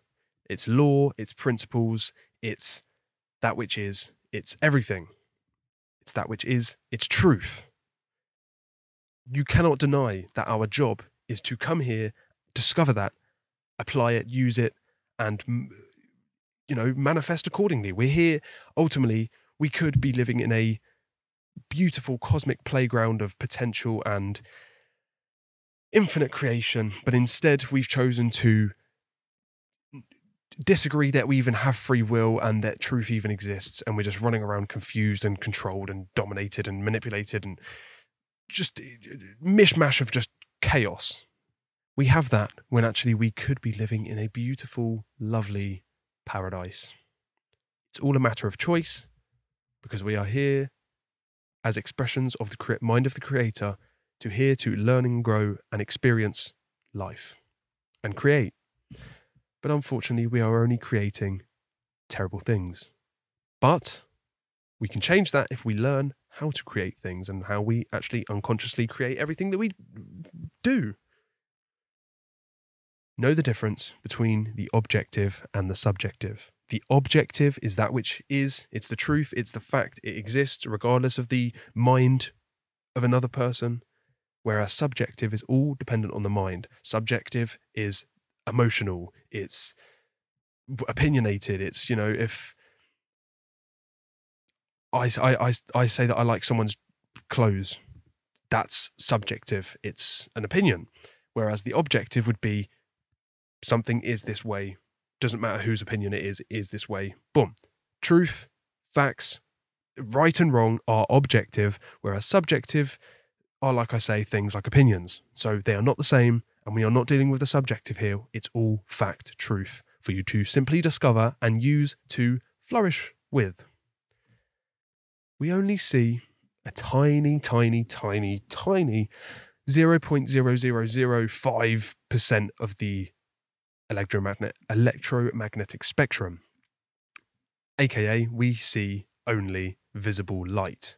And it's a very tiny, small percentage of what we actually see that's going on. There are incredible, incredible things going on around us at all times that we could not even imagine, and most people deny that even exists. There is infinite energy, frequency, and potential, and dimensions, you could call them, around us at all times. Everything is one and the same. It's all mind, as we'll see. It's happening all here at the same time, and people are just walking around thinking that all that matters is the 3D, that once you die, that's it. Your consciousness just lights out, finished, goodbye. When actually, energy, it's infinite, cannot be created or destroyed, it can only pass on. Death is only an illusion. It is absolute naivety to claim that the visible world is all that actually that exists. There are incredible things that go on beyond this, and if you don't believe me, take 3 big hits of DMT, and then tell me that you disagree. Or eat a huge handful of magic mushrooms, and then tell me that there aren't other things going on, and that maybe the 3D world is only a very tiny small amount of things that are actually going on, and there is a soul, to say the very least, that exists. How about that? To really, truly learn and grow in the material plane, it is necessary, crucial, needed to understand and consider the unseen world, and especially its laws. Also known as, we must understand nature and natural law. Because once we abide by them and once we utilize them, we can basically get anything that we desire. And we will be able to desire the correct things instead of just, like a gambling addict trying to desire that next big high. We can actually have fulfillment. And if you don't want fulfillment, fine. Keep eating your donuts and find your fulfillment that way. We'll see who ends up, on the better side of things. As the saying goes, facts do not care about your feelings. There is a difference. One is a wave, one is a straight line. So your journey that you are going to have to make, unfortunately, you can obviously tailor it to what works best for you, and that's part of the fun. It's all about will you make it happen. Notice the word will. It's all about willpower. It's all about action, care, and intentional willpower. You must take the journey within, because the only way out is in. It begins with you, not anything outside of yourself. Stop pointing the fingers out. No politician's going to save you. No new policy or law or government grant or fund is going to do anything. You may think it does, but the only true change can come about from going within. That's where all the truth lies. That's where your higher self and your purpose lies. That's where change begins. Within, and then as that accumulates, it manifests without. You must be the change that you want to see in the world. You must earn your wings. As I say, the only way out is in. It begins with you. Before pointing your finger outwards and blaming other people and trying to look at the realm of the effects, the things that have already happened or may happen again, get to the root cause of things. Face them, no matter how hard it is. Do that shadow work, whether it's within you or face the problems that are happening outside. You have to be the change you want to see in the world. Stop complaining, or at least keep complaining, because that's fine. You're recognizing there's a problem. But complaining, saying something, doesn't equate to actually action. You can moan and bitch all day long, but at the end of the day, what's been done about it? Other than you just yapping and just spitting your noise out into the ethers. It's the action that changes things and brings about change. It's what you're about to see. Natural law, cause and effect. You have to act if you want to see change, because you can intend things, you can say things, you can want things. Doesn't really mean much in the realm of manifestation, unfortunately. It's about will. Real social change is based in mass numbers, of course, but it begins with one. Every single person individually coming online themselves, they focus on themselves, they truly understand the self and the universe, and then they move outwards. Then they help others. They help them learn and grow. Do the same. That's exactly why I'm here now, because thankfully I was able to recognize this at a younger age than other people, and I was thankfully not raised with too much negative knowledge, so I wasn't having to dig myself out of much of a hole. I learned the truth. I'm still learning the truth, because it is a constant journey. It's an eternal student, constantly learning and growing, understanding that the world situation is a certain way, there are laws to abide by, and I'm just watching it all unfold perfectly. I'm trying to help my fellow man, as you should hopefully eventually do yourself. You must learn the truth, apply it, flourish, and then help others do the same. Yes, the journey is inwards. You have to focus on yourself for a good amount of time, but this does not mean that you have to shun other people. You don't want to become satanic, as we'll see. You don't want to worship the ego. You don't want to worship the self and say, it's all me, and I've got my own problems. I don't have time for other people. No, it's all about compassion. It's about understand that you have to get to a certain point within before you start actually, trying to do things outward. You don't want to try and leave a stain on the world, because it's the quality of the outcome will only be based on the quality of the input, as we'll see. You have to work on yourself, but do not neglect other people. But of course, the main focus on them is once you've understood yourself first. Simply ask yourself, do I want to learn and apply the true laws of creation and win? Or do I want to ignore reality and keep suffering? In other words, keep losing. The laws of the universe constantly will keep existing, whether you acknowledge them or not, and they will apply to you regardless. So the best you can do is understand them. That's the best position to take, especially in a world which other people don't actually understand them. So one of the best quotes ever. Necessary quote. This should be a second nature, this whole entire paragraph. It should be ingrained into your head. You should be able to recite it every morning and just have it in your subconscious mind. Coming from the Delphic oracle in ancient Greece, one of the said to be, one of the wise ones in the past. Heed these words, you who wish to probe the depths of nature.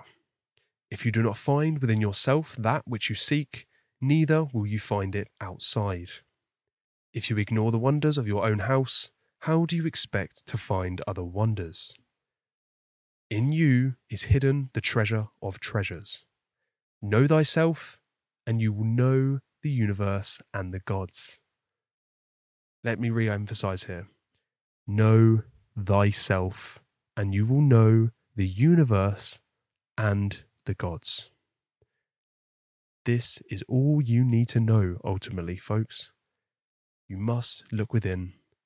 Stop pointing any fingers outside. Realize I must sit with myself. There is work to do upon my own mind, so I'm not walking around in an illusion and creating chaos and manifesting constant obstacles. Instead, I must know myself. I must realize that there is a universe and there are gods, or a God creator, doesn't matter, that exists. We must understand to our best ability as much as we can about these things and apply them to become small c creators for this brief moment that we're incarnated in this flesh. So, a good part of this presentation, of course, if you haven't already guessed, it's going to be about morality. Hint is in the name, morality matters. So, why morality? Out of everything, it may just seem second nature. Even a small child would probably be able to attempt to tell you that they know what's good and bad. Everyone just says, oh, I know what's right and wrong. Or unfortunately, people are so dumb that they'll tell you that there's no such thing as right and wrong. That's a whole different discussion. But why morality? Ultimately, the reason it's so crucial, and it must be necessary, it must be second nature to not only yourselves, but to every single person, or as many people as possible, because that's the only way that we can create freedom. Without aggregate understanding of morality, freedom cannot manifest, or at the very least, it can be, at the very most even, it will only be very, very limited amounts of freedom as we have now. Certain things we can do and believe that we're able to do freely, when actually we still have our taxes to pay, we still have a slave master to serve, we still have a system that we believe that we can vote to rule us with a different face. We are still enslaved.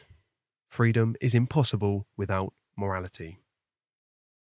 Immorality plus ignorance plus apathy or carelessness is ultimately setting yourself up. It is a recipe or a formulation to bring you death, suffering, problems, and ultimately constant obstacles in everything that you do once you live in these three things. So you must, of course, possess the knowledge, and you must understand morality and live according to natural law. Because if you don't, as I say, they will still apply to you, you'll still suffer the karmic consequence, and you do not have to take my word for it. Please never once assume that you have to take my word as just religious doctrine or prophecy or the be-all and end-all. As I say, look into it for yourself. Do not take my word for it. Discover and apply these laws yourself.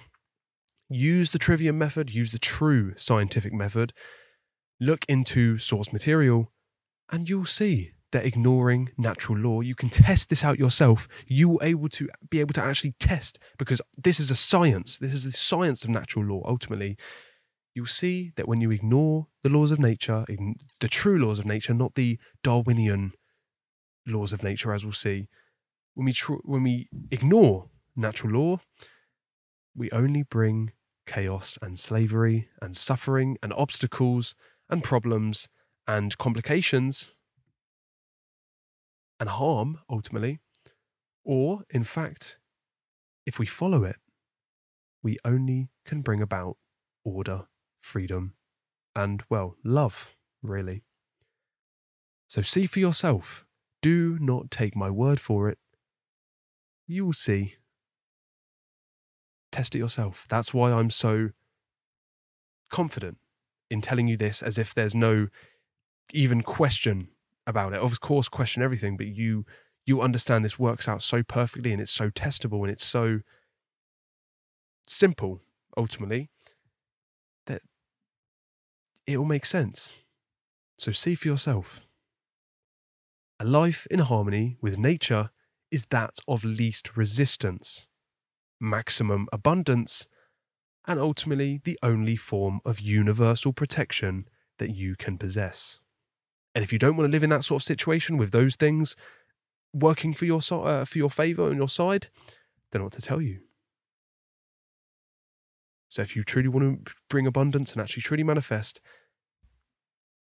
try this all for yourself. Look into the information and apply it. The word nature originates from ancient Egyptian, in which they would simply spell it or say it as NTR, the letters NTR. They would pronounce it as Necha. This would basically mean God or spirit, and it would always be portrayed as an axe or a flag on a pole. Both things, they both symbolically mean stuff, but ultimately, mainly it was a flag on a pole. Imply things from that as you will. It's a flag on a pole, as we see on the left of this slide, and it basically represents a hidden force that still exists, but it has observable effects. So, for example, in this case of a flag, there is wind. It's a hidden force of nature. It exists and it applies to us, and we can't see wind, but ultimately it still has observable effects, and it still applies, although we may not be able to see it just with the naked eye, just on a day-to-day basis. With a flag, we can infer, there's an observable effect here, there must be a cause, wind, etc. Nature. It's the underlying force, because nature is everything. It is from which everything originates. It is all of creation. It is God, ultimately, or spirit. It's the highest of forces. Why it's also might be seen as an axe, because it chops things down. It's the mallet, the gavel. It's the chopping down, brutal justice, law, force. Doesn't mean that it's not all loving and caring, but it's forceful, let's say. So despite what the actual creator is, the specifics and the definitions and the little arguments, unfortunately, most philosophers, they actually misrepresent what God is. And most religionists and most average people don't truly understand the concept of God. And to be honest, we probably aren't. I don't think we're designed to fully be able to comprehend everything about God. We can certainly get to a good amount of knowledge about it, and psychedelics can help you ultimately even meet the creator, let's say, or at least very much see its different expressions. But either way, all that matters, and this would always matter to the occult secret societies, they would not let you become an initiate unless you believed in a higher power or a grand architect or a creator, whatever. The main problem people actually have is they see this creator God as a person. They think of it as a man on a cloud or a person in another dimension with a load of control panels going, yeah, I'm going to do this now. And this person's asked for something. Yeah, I'm going to grant that. Yeah. No. There are different expressions of God. So there may be sort of deities and perhaps sort of spirits. Let's talk about that. That's up for speculation. But once again, there's one single creator. It's all that which it is. And ultimately, you will learn that it's all one and the same. So we are manifestations of this creator. We are simply just very small versions of it, placed into brains, consciousness, ultimately, living on this planet in the 3D, on this one Earth, put in certain different situations here to learn and grow and experience and affect change on the planet. Until, like I say, we die and our spirit passes on and meets the creator once again. That's what it's all about. So, despite what the creator is, don't have to go into definitions of it, because then we'll be here all day and we'll probably never even come to an answer, and it doesn't even matter either way, because the answer does not matter. What matters is that there is a creator. We must come to the mutual understanding that a creator exists in some form. There is a God, there is a universe, a capital C creator within creation. And ultimately, therefore, there are discoverable laws which govern all of creation. To learn, apply, and teach these laws is the highest of virtues. It's what we must do, especially in this current situation, when you realize truly foundationally, by way of principles, where our planet currently is. It has become, unfortunately, a moral obligation to have to teach this information to other people. It's why I'm here right now. We have to do our very best to try and awaken our fellow man. Of course, once we've got ourselves to a certain able place to do so.